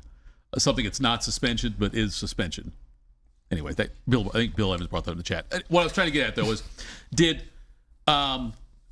Ohio State? I'm trying to think if I should give Ryan Day and the Buckeyes credit for not going after Chaz, It's credit. They went after him, right? There's a not misconception. secure, yeah. It's like you didn't sign him, you didn't bring him in, right? And that's okay. Like, you feel good about the guys you have. Like, it's just the offensive line. They have Zion Grady, really talented young player playing defensive end. They brought in 2 other defensive ends last year. They were pretty good. They brought in Quay Rousseau, who's a good player from Alabama. Like, you can't just bring in everybody. And to the point with the offensive line, you have a guy in Zion Grady who's expecting to play this year. If you brought in somebody else and you paid him to come in as a freshman last year, and he played some as a freshman, it showed a lot of promise. Do you want to do that and risk him then leaving? Yeah. Because of this, like, and so, yeah, we'll take a look at you, but we're going to be very targeted in who we choose to bring in. And honestly, you brought in Quay. Like, I feel better about what he's done here than a guy who's homesick and has vertigo. Or whatever he's got. I don't know. Yeah, when you look at Bob, these are obviously huge investments by the program when they bring in somebody at that kind of level as far as the money goes. And also it's just a huge investment period because it's a roster spot and it's taking away from the place you might be spending money. How much does Ohio State do as far as background checks? Not just beyond that, like they recruited him like in high a school. personality. Yeah. But I mean, like, looking at like, is there any kind personality test? Yeah, honestly, Bob, is there any kind of like? Do they do something like that where they? Ryan holds up when they meet with him. Ryan holds up these ink blots. No, he goes, "What do you see?" And they hold up the piece of paper and say, "What does this look like to you?" I know, Bob, in other fields that sometimes they will have people take personality tests to see if like when they get when it spits out the reading on what kind of person this is, what kind of leadership, what kind of coaching they respond to. The reading. Okay, what I'm saying is, Bob, does Ohio State go that in depth at all when they're do personality tests? What the heck? Come on, the NFL does. Okay, why does the NFL do it? Because they giving you tens of millions of dollars. Okay, but wouldn't it make sense for Ohio State to do it then? You also have to convince those guys to come there too. So they don't want to sit there and take. Who is this, Herb Brooks? Just because I didn't take your test? That's a great point. Is this because I didn't take your test? Okay. Herb? No, but don't discount though, Bobby. If the NFL does the guy that didn't take the test. If the NFL does it, then why doesn't Ohio State do it? Because the NFL has something called the combine. Okay. And they have to justify the existence of that. And when you go in there and they're giving you all this money and guaranteed deals and things that look like that. And back, there's a time where they were giving people $50 million. They pick you. I don't think guys want to take personality tests. And I don't know, frankly, how much that even helps. You get to know somebody through the process. The difference is in the NFL, they don't recruit you. They don't talk to you for 3 years. Right. They just evaluate you and select you. In college football, you still recruit guys and you get to know them through the years of high school. So you don't necessarily need that. Is this a guy you want to coach? Is basically what Ryan, when they're evaluating guys, is this somebody you would want to coach? But you're the one that has to coach him, position coach. Do you like him? But can't it just be another tool to get a reading on somebody? You have to recruit these guys. I understand. Most of the guys, they'll come and can't what you offer them. Like they don't want to do anything else. Okay, I look at it though, Bob, and that's why I was wondering if that could help weed some of these people out potentially. And if it's something that could be a helpful tool, maybe Jake Diebler could use it, because Ohio State and Ryan Day do a better job on the football side as far as hits versus misses on transfers than Diebler does with the basketball program. program. They brought in Ethan Oniano last year, who didn't play it down, and he was one of the most expensive guys they brought in. Absolutely was. He played a few downs. Well, he played some. Not a lot. Didn't start, but Bob, though, still nonetheless, and that's my point. That's a there's big not swing many. and a miss. There's not many misses. They brought in Jihad Carter, who was terrible. Okay, from Syracuse. With all due respect, and he was and part of his miss was his personality. Right, because they didn't get a chance to know him. Everybody else that they brought in, and this is why they didn't have a problem. Bringing in Chaz, because they looked at him like Chaz. What's Chaz? What's his name? No, you got it right. Yeah, Chaz Coleman. It's his name, Chaz Coleman. It's just when you said it. Isn't that Will Ferrell's name in Step Brothers? Yes. But then part of the problem, they didn't have an issue recruiting, like bringing him in as a transfer, because they recruited him in high school and they already knew him. So they either recruit guys. If you look at when they bring in transfer guys, largely they're either guys that they had previously recruited who they missed on, and the guy went somewhere else, probably had buyer's remorse about going there, or they're guys who they played with someone else that they already have on the roster. Okay. And so that is their methodology for doing that.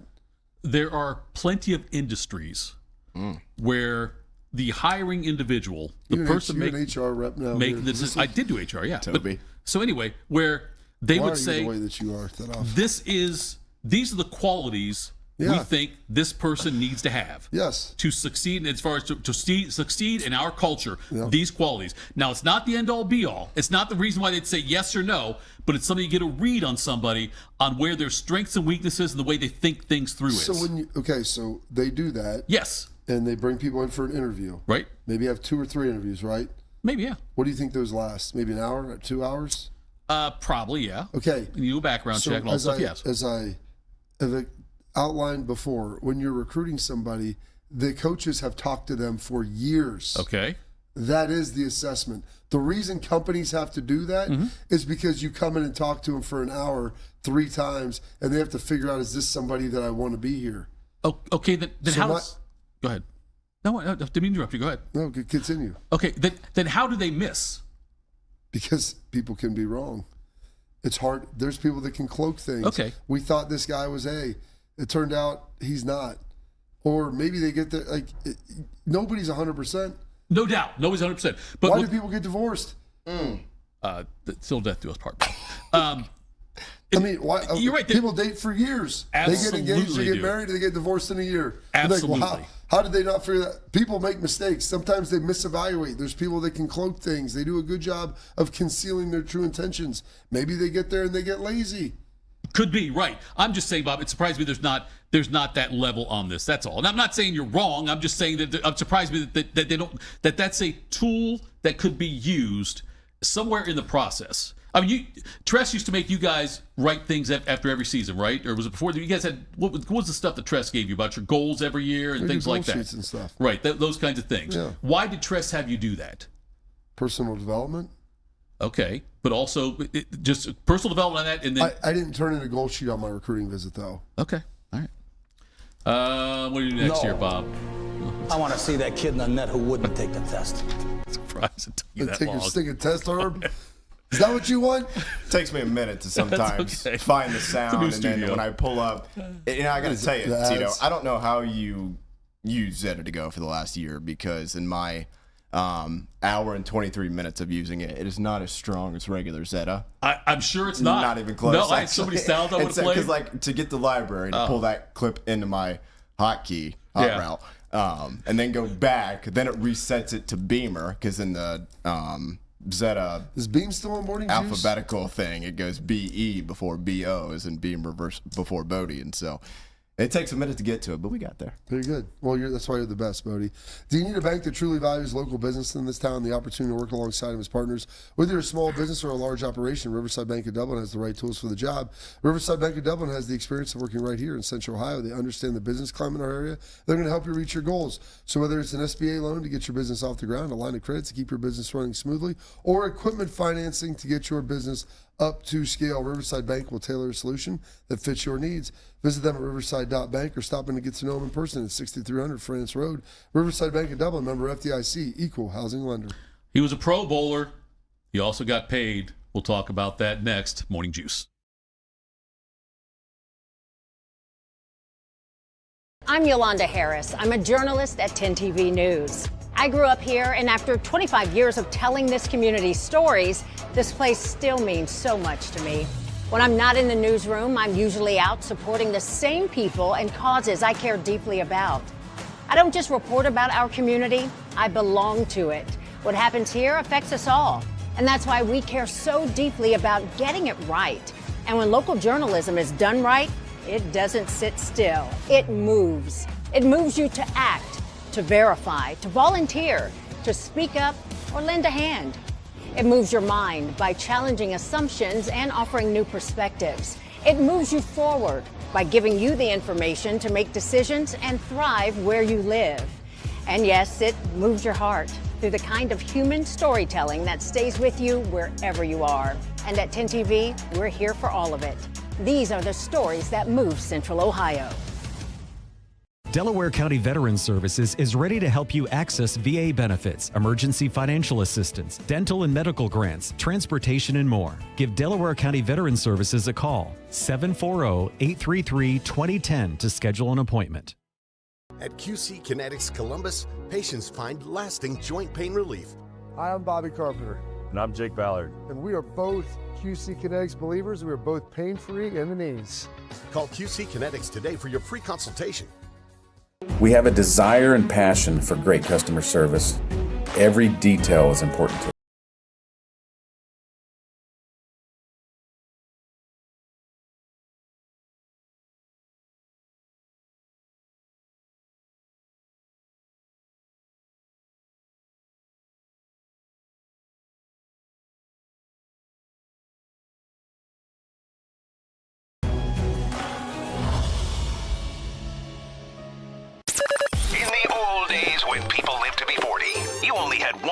Listening to your favorite show.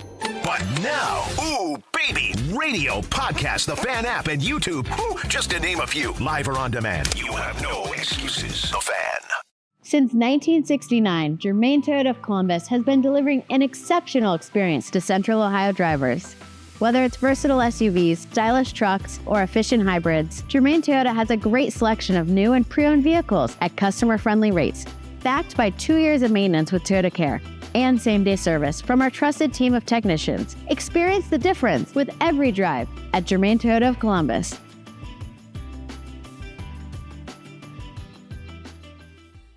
What's the best way to make sure you don't miss any of your favorite Fan shows? Oh no! Download the Fan app, silly. Ah, damn it, I knew that. App Store, Google Play, or just scream right at your phone. Psst, you can also listen to Buckeye games. Do it now.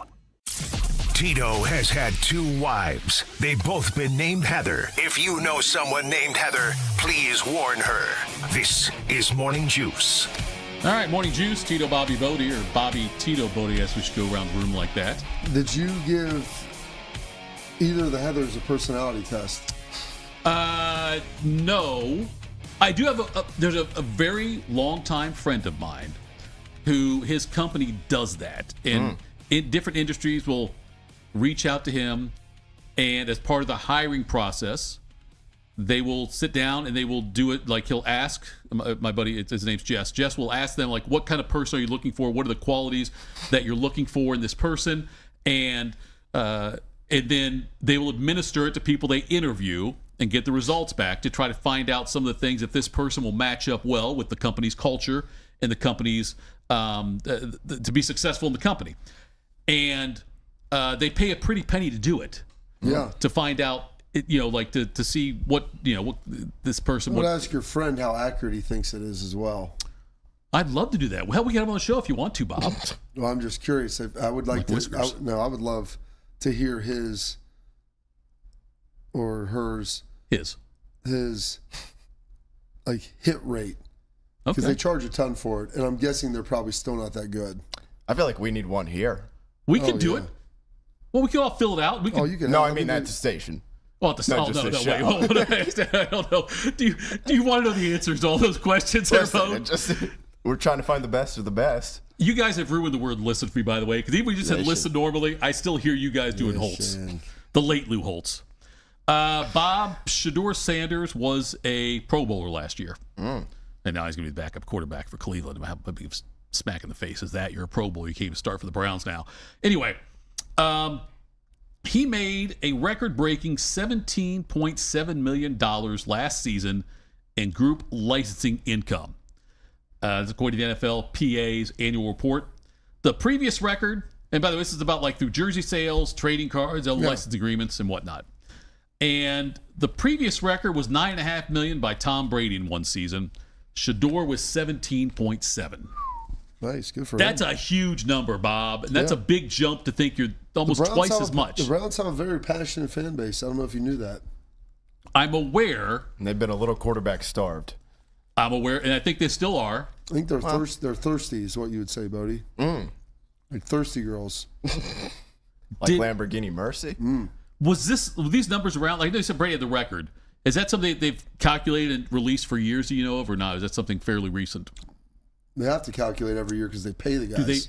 I'm saying this is the first time I've heard it being like released with this kind of. And I know it's a big deal because of the number. I'm saying is that thing's widely publicized. I think it's unique because he didn't really play all that much. Right. Yeah. Right. He probably won't play that much this year.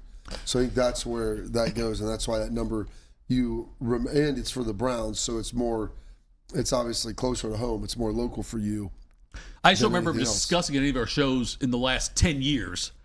Where it's 10 years. Well, yeah, like I'm saying, like I don't remember ever hearing this number, like, oh, this guy led in this category. They talk about the leader in jersey sales all the time. The leader in jersey sales, I'm talking about this, but this is obviously more than just jersey sales. That's a lot of it. Yeah, but rookies should always rookies or players going to new teams are going to lead in jersey sales usually, right? Because typically, like if you've Brady, if you brought which Sanders did this offseason. But if you bought a Brady Patriots jersey in like year 3. You weren't buying another Brady Patriots jersey year 4 probably. Like usually you'd have it for a couple of years before you buy another one. But it was like a rookie one or somebody goes to a new team. Tom said his favorite one's always the next one. I understand that, Bob.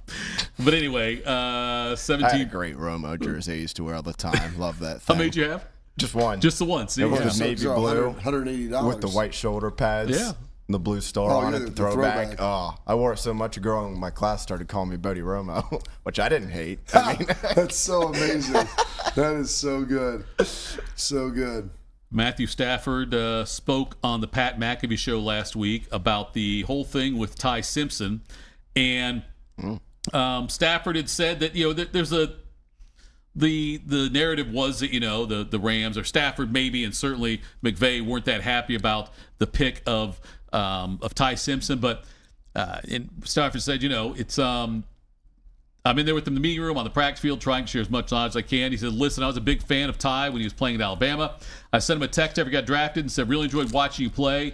You were just in the wrong jersey. You weren't a dog. That's D-A-W-G, not D-O-G. He wasn't a Georgia dog. He said, I did enjoy watching you play. Could be D-O-double. Hey, it's kind of hard being Snoop D-O-double-G. I did enjoy watching you play. His talented kid. I'm going to do everything I can to get this team ready to play, to win, but at the same time, share some of the knowledge I've gained throughout my career. I wouldn't be in the seat I'm in right now talking to you guys after a really good football season if I didn't have people helping me out along the way, so I'm happy to do that. He's been a sponge. Bob, the way you speak glowingly of Stafford doesn't surprise me. He's like this, but I still think it's probably a good thing for Rams fans to hear that, although McVay looked very bothered, disheveled a bit, I guess, when they made the pick of Ty Simpson. Sounds like Stafford, at least publicly, is not of that same potential. Matt's a great guy. Matt is a great guy. He's going to help out Ty. He had a lot of, like he said, he had a lot of people that helped him along the way. He had a lot of vets that helped him become the player that he is. And so he gets it. And, would he have liked a receiver or a lineman or somebody that would have helped him? Probably. But Matt's never been one that's like a guy that's easily offendable, that wasn't going to be someone that's like, wow, they're doing this. It's a good trait to have, I'd say. It really is. Not really easily offendable. And AJ jokes about this all the time. I choose not to be offended. It's being offended is a choice. It's like, oh, I drafted this guy. Is that disrespect? No. That's their job, is to go get who they think is best. He won the MVP last year. Like, why does he care? Like, yeah, I'd love to have a player that maybe helps us win, but I'm not going to hate that player because they drafted him. It wasn't his choice. Like, he didn't elect to come there. They picked him. Right. So he's going to help him. But it's also when I see these situations like this, I think back to the Favre Rodgers thing. Yeah. And how much Brett was different. a jerk to Aaron. It was Aaron the same way to Jordan or not? No, or Aaron wasn't. I don't remember. I didn't remember if it was passed down that way or not too with them. People have said, hey, it's not my job to. It's like, oh, are you going to mentor him and do this and do? He's like, no, it's not my job to coach that guy. I'm not getting paid to coach. I'm getting paid to play. Right. Now, just when guys say that doesn't mean that they're not going to help them. But they want to say, oh, you're going to. It's like you're holding their hand and walking them to kindergarten for the first day, for heaven's sake. Dan Campbell was talking about the non-contact OTAs. Campbell. He called them a pajama party, is what he said, Bob. A lot of guys did really well for 2 days in pajamas. Pajamas or pajamas? What do you guys go with? Pajamas. I say pajamas, too. I think pajamas sounds pretentious. I don't say the word very often, honestly. I don't either. Plus, do either of you own at least one pair of pajamas? We have like a family set. For a holiday, right? My wife bought, but those are the only ones. I don't really wear pajamas. I don't think I have since I was probably 8. Okay. Pajamas, Bodie? Same. Yep. You have the one set? No, actually, I have 0 sets because I don't really wear any. Robes? No. I have a couple robes, but I don't wear them. Like, they were gifts. I've heard Painting was a gift, Todd. I have heard that you do wear them, Bob, and they say Carp 42 on the back, and they're like I have like a Ric robe that Flair. has my number on it. Like, Yeah, I didn't buy it. I wasn't. No one in my family. Like, Tito bought everybody robes one year, and it had their name and stuff. It literally is hanging in my closet, where it's hung on the same hook since the day we moved in, and I put it there. I guess I digress a little bit there. I'm done with the hype of a pajama party in May. We'll find out training camp. How about a Diddy party? Who's who? Speaking of, he was making the rounds over the weekend. With Fitty? I heard, actually, not saw. Fitty? Should be I careful hope there. you didn't see it. I read a headline. I did not seek out video or a photographic evidence of what that white party, Fitty. The new white party? No. It was, well, you could make it a white party if you want to make jokes about it and stereotypes, Bob. But anyway, we'll find out training camp who's who. This will be the most competition we've had, top-tier competition. This will be good all across the board. Nobody's going to win a job in the spring. I'm not hyping anybody up, not in May. Is it fair to say... Who said that? Dan Campbell, not Fitty. And not Diddy. You're talking about 50. You I know, started all quoting place. I somebody. I had no apologize. idea I'm sorry. You're right. Who was saying this? You're right. Ryan Day? Is this, I don't know, Shedeur Sanders? Right, you're right, Bob. I was Matt all over the board. Stafford? Yes, that was not clear on my part. But Campbell saying, now I got that story in my head. Bob Campbell saying that you can't win a job in spring. Can you lose a job in spring? As a starter, no. Okay. It's all optional. I know it's optional, but if you show up out of shape, or you're out there and you're a jerk out there and not giving full effort, is it possible? If you're not playing well, they're going to probably you're not going to lose your job, right? But they're going to have contingency plans heading from the summer into the training camp to say if this guy still is a fat turd when he shows back up and can't move and can't run or do whatever, we're going to have somebody else who we think can compete with him and maybe slide him in there. With the new studio, Bodie, we still don't get the poll back, do we? We can't do our fan poll's still gone. Because that'd be a good question, I think. We could get a poll, maybe. Well, yeah, we got a lot of room in here, actually, That's fair, which is pretty nice. So we can get a POLE. We can get a POL. The POLL is gone, you unfortunately. Something in brass. Yeah, well, it could be brass, but it's tall ceiling. I mean, anyway, what does the height have to do with it? What? Because you got to have a big pole then. That's what she said.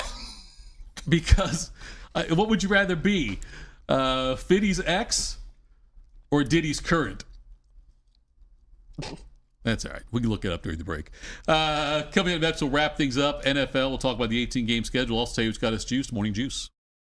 At Columbus, patients find lasting joint pain relief. Regenerative treatments help repair damaged tissue. No surgery, downtime, or steroids. Knee pain's something I lived with since the big game, and I'm all over surgeries. That's how I found QC Kinetics. I was able to get in, see the doctors, do the treatment, and get my knee feeling basically brand new. I can work out, run, most importantly, chase my son around the house and the yard, and do my job without any pain. Call QC Kinetics today for your free consultation. Better starts here. I'm Tracy Townsend, anchor at 10 TV News this morning. This community is my home, and it means everything to me. I care deeply about the stories we bring you each day, especially the ones that truly impact your life, from women's health and advocacy to the decisions happening at the State House. My goal is simple: help you feel informed and connected, because when news moves fast, you need a team that moves with you. Make the move to 10 TV News This Morning, weekdays from 5 to 9, anywhere you watch. Delaware County Veterans Services is ready to help you access VA benefits, emergency financial assistance, dental and medical grants, transportation, and more. Give Delaware County Veterans Services a call, 740-833-2010 to schedule an appointment. Since 1969, Germain Toyota of Columbus has been delivering an exceptional experience to Central Ohio drivers. Whether it's versatile SUVs, stylish trucks, or efficient hybrids, Germain Toyota has a great selection of new and pre-owned vehicles at customer-friendly rates, backed by 2 years of maintenance with Toyota Care and same-day service from our trusted team of technicians. Experience the difference with every drive at Germain Toyota of Columbus.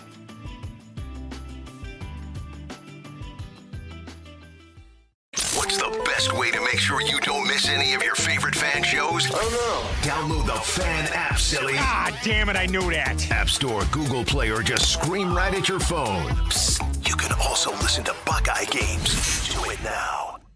Do you need a bank that truly values local business in this town and the opportunity to work right alongside them as partners? Whether you're a small business or a large operation, Riverside Bank of Dublin has the right tools for the job. Riverside Bank of Dublin has the experience of working right here in Central Ohio. They understand the business climate in our area, and they're going to help you reach your goals. So whether you need an SBA loan to get your business off the ground, a line of credit to keep your business running smoothly, or equipment financing to get your business up to scale, Riverside Bank will tailor a solution that fits your needs. Visit them at riverside.bank or stop in to get to know them in person at 6300 France Road. Riverside Bank of Dublin, member FDIC, equal housing lender. We have a desire and passion.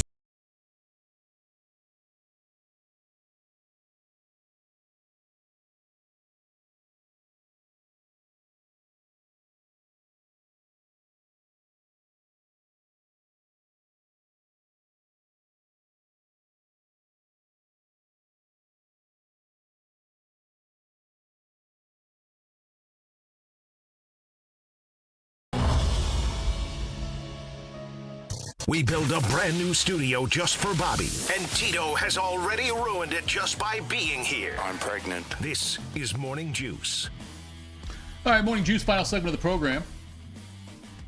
Thank you to Bill Bender for joining us. Thank you all for tuning in today, too, with the new studio and the, anyway, question there about the HD3. We're not HD3, we're everywhere else, so we always were before. Keep checking us out there. The YouTube chat's been great today, very lively as well. Bob, George Kittle was talking about the 18-game schedule, potential of that in the NFL. We know, look, much like the 2014 playoff, 18 will happen at some point with the NFL, I have to believe. And Kittle discussed he had two changes he think they should make for that. He said one, the first was what he told, what he said was that the season is too long as it is. I think 16 games was perfect. They added an extra game for more TV stuff, which, hey, I get it. It makes everyone more money. If you're going to have an 18th game, you got to add an extra bye. He thinks he'd have a second bye week in there. There was a time when the NFL did that, right? Then when they first, there was a time when they had two bye weeks. I've never had one. There was a time where they've done it. Yeah. Just sometimes it would depend on when Labor Day fell and when because the Super Bowl would be preset, and it was just they would always start the week after Labor Day, and if there was an extra week in there, they'd throw that extra bye week in. And then he talked about the payments as well, what you get paid for, because he said, the one that didn't really make sense to me is that when you sign a contract to play 16 games, they added the 17th game, and you don't get paid any more money. Your paycheck just gets cut in extra time. So you're making 17 paychecks instead of 16. So in my opinion, I'm just like, if you bumped up the payment a little bit for that last game, instead of cutting it again, I think guys would be more interested in that as well. Now, granted, contracts now are negotiated for 17. Because of the way the schedule's set up, but there were people I'm sure were grandfathered in at 16. Well, grandfathered. I mean, the contract is the contract. They didn't alter them when they brought people in. So that was part of the problem. Is the way the CBA works is, I don't know what the exact percentage is, maybe 49% of how they, define the revenue. That goes to the players, and that goes into the salary cap and other benefits with that. And so as that happens, the salary cap, the pool expanded because they had more inventory of games and the networks were paying for more of it. And so as players negotiated their new deals, that's why the salary cap has risen. It's over $300 million now, is because of that. But the problem is if you're to Kittle's point, if you already have your contract, like they didn't give anybody a bump. Right. It wasn't like you got an extra 5% or whatever it is. And that's probably what they're going to have to do on this. Or because George Kittle and those guys, especially the guys who are locked in on deals, they've probably maybe you're going to play for another 3 or 4 years, and you're making a good chunk of money that you would negotiate over 16, then 17, and now all of a sudden you're going to be at 18 games. It's like, okay, well, I'm getting paid for another game. I need a 5% bump on my deal, and like that might be the case that they'll do for like all veterans or something like that. The thing that we talked last week about the baseball, the owners pushing for a salary cap, and how the players will bump up against it and not want that. But it'll be fascinating to me, Bob, if the salary cap does happen, how they will handle the contracts, massive contracts that have already been signed for like 10-year deals. Like how, so we're jumping to baseball now. You're talking about the thing with football contracts. So I wanted to transition to the baseball contracts thing to see because I don't know how, like, especially when you have like deferred money into the future and how you count that. Like that's the NFL doesn't have that, right? And so there's baseball contracts, some of them huge and very widely publicized, that are out there. And I don't know how you would treat that. Like you can't just pull.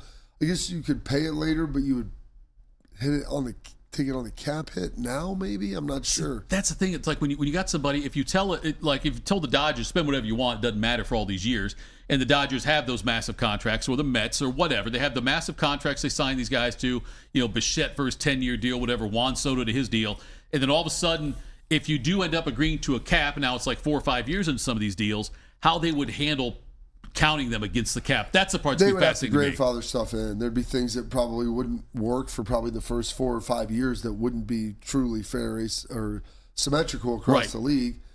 But I don't know how else you would do it, because you can't just say, oh, I know that you were operating under a rule where you could do whatever you wanted. Now you can't, but you have these contracts that are locked in place because the players aren't going to take a haircut on that. And get to one more thing, what's got you juiced here, Bob, but the college football, I was thinking about this weekend. The SEC does not want to go to more than 16 teams. The ACC, Big 12, Big 10, Notre Dame are all okay, want to go to 24. Why can't we do 20? Why is it 17? No, I'm saying, why is 20 discussed at all? It's right in the middle of the show. I'm asking, 18? why do you think it doesn't get discussed at all, though? Because you could still have then 8 teams playing a first-round game, and then 12 get buys. Right? And then you'd have 16 teams after that first weekend. You'd be down to 16 after the first 4 games. Top 12 get buys? Top 12 get buys. And then you play 8 games. You play 8 teams, 4 games. Sure. That first weekend. I'm just curious, Bob, as to why that hasn't been discussed at all. As a possibility. I don't know, because why are they discussing 24? Well, because, the Big Ten wants 24 until they're ones. Why that number? Why that number? Because it's I don't think there's a reason, honestly. Is there? That's my point. It's just a number. What's the? I guess it's 20 and 24. What FCS does, so they just want to keep it congruent. I guess I don't know. Who knows? I'm not saying which one's better. I'm saying it surprised me that there hasn't been that hasn't been mentioned at all. It's like the SC is 16 or bust, and then Big 10's 24 or bust. I mean, like, why not 20? I don't know. Like, why not 18? Why not 17? I don't think it's a bad idea. I'd rather have 20 than 24. Yeah, I think I would too. I think it's just they've dug it. I think 24 is, for whatever reason, like maybe it's because the FCS has it that way, or I have no idea, but that's the reason. That's the number they came up with, and it's not going to be less. The ESPN though is digging their heels in because ESPN in the SEC because they don't want to have to give up games or up to bid, and if all of a sudden it's only 4 games that are out there for bidding and not not the whole not 8 games or whatever for that right there. If it's all it is, isn't that then Fox? Aren't they just going to keep digging in and saying Fox might do it, but they might more? And they've already got the support outside the SEC for 24, and by the way, they still have it inside of the SEC. There's coaches inside the ones. Yeah, they also want that as well. All right, Bodie, let's tell people what's got us juiced. What's got you juiced? Sponsored by Newman Roofing. For all your roofing, gutter, or siding needs, call Newman Roofing today at 614-NEW-ROOF or visit online at newmanroofing.com. All right, Bob, it's a Monday. It is. So what's got you juiced? Oh, goodness. It was a fun weekend. Started off with going to Joe Burrow's golf outing down at Coldstream on Friday. A lot of fun down there. Got to see a lot of awesome people. Guys coming through. Had some great conversations with some former Buckeyes, some former Bengals. Saw Chris Collinsworth there. He didn't seem very pleasant. Didn't seem pleasant? Here's a guy. He's got a little snark to him. Really? That's disappointing. I've never been a huge fan of Collinsworth. Oh. He's up for the Bengals Ring of Honor this year. That's congrats for him. I mean, I'm not hating on him. He's got Bob's vote. I don't like him as a commentator. He's gotten better, but every player, none of the players liked him in the NFL because he was very judgy. He was a bandit for a while. Oh, good for him. I talked to Anthony Munoz though for a while. He's a great dude. And I talked to Joe's dad.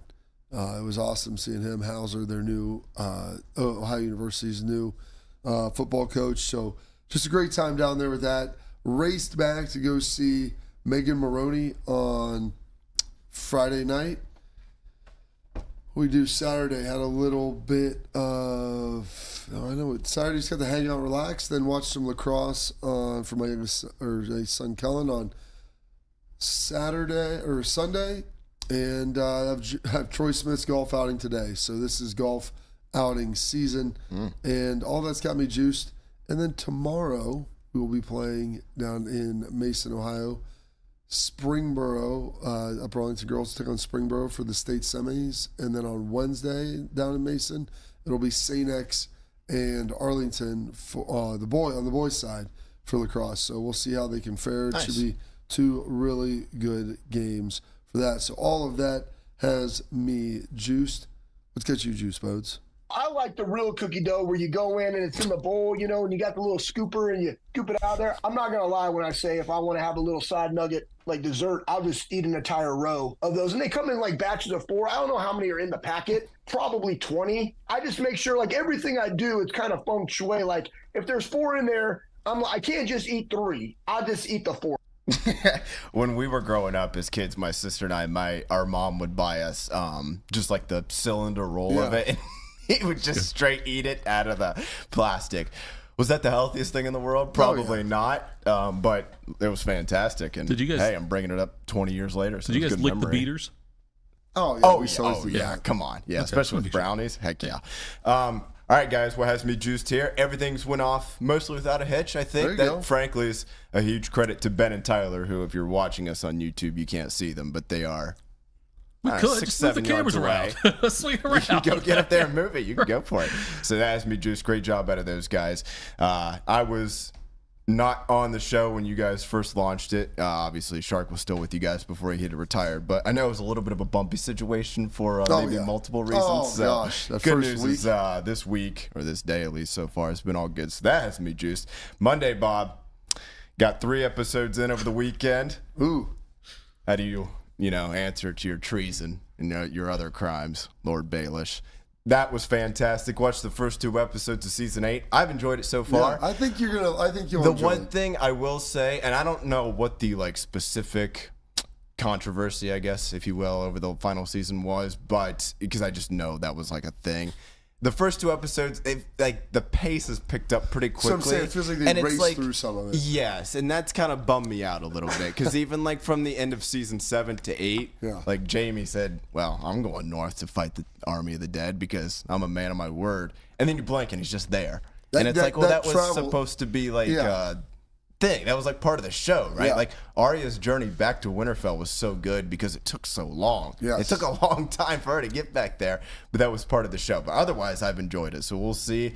Episode 3 is up next. The Army of the Dead has arrived in Winterfell, so we'll see how that goes. So looking forward to got that ice dragon. Oh yeah, they do. And so we'll see how that goes. So that's been fun there. And then good weekend as well. It was absolutely gorgeous outside all weekend, so that had me juiced as well. And then I also thought about this yesterday morning when I woke up. 2 weeks from yesterday when I wake up, I will be a stone's throw away from the ocean. So that has me super juiced in 2 weeks from now. So, Tito, what has you juiced on this Monday, sir? I think, it's late in the game here. I think what you need to do is cut up some kind of music from Game of Thrones to play in the background when you and Carpenter start doing your recaps. Just something so we could have it playing in the background in the bed there when you guys are theme song or whatever you're doing. Just you can just pot it down when you start talking about it, because you guys, I think it would add to that if you could do something along those lines. More work for you, buddy. I'm always good at making people do more work, or asking people to do more work, not making. But anyway, let's see what's got me juiced. You're right. Great weekend weather-wise. A lot of youth sports going on for me. Whoops. Is that your attempt to do it there when you tried there, buddy? That was my attempt. Let's see if this works here. Give it a shot here. Oh, there you go. Just pot it down. Loud. You guys can. Louder the better. That doesn't really actually turn it down. How about this one? There we go. That's what you need. That? Just start playing that when you guys want to do your Game of Thrones talk. So Might I know. have to get that into Zeta. That way we're not so I hearing can check. Yeah, so I can hear so I know to check out at that point. Let's see. Daughter swam at Ohio State. Charlotte did yesterday at 3 events, set personal records in all 3. She's very close to qualifying for JOs. She's off by like 0.78 seconds in one of the events. But it was fun to watch her out there. Already had basketball. They won the tournament. They won the tournament, Heard about that yesterday. They said Thitoff will be insufferable tomorrow. Who said that? Who said I'd be insufferable? Don't worry about it. No, because I got people everywhere.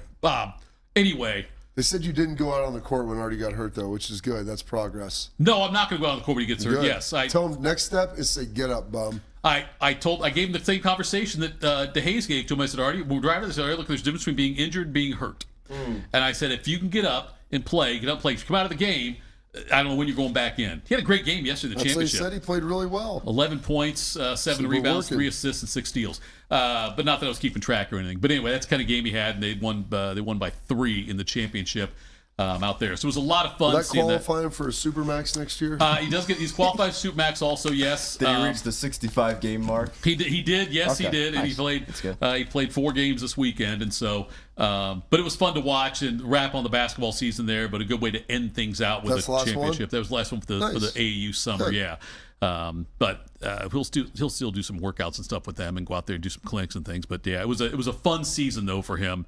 And you're right, Bob. He did. He knocked down a few times, and unlike some other times, he got right back up again.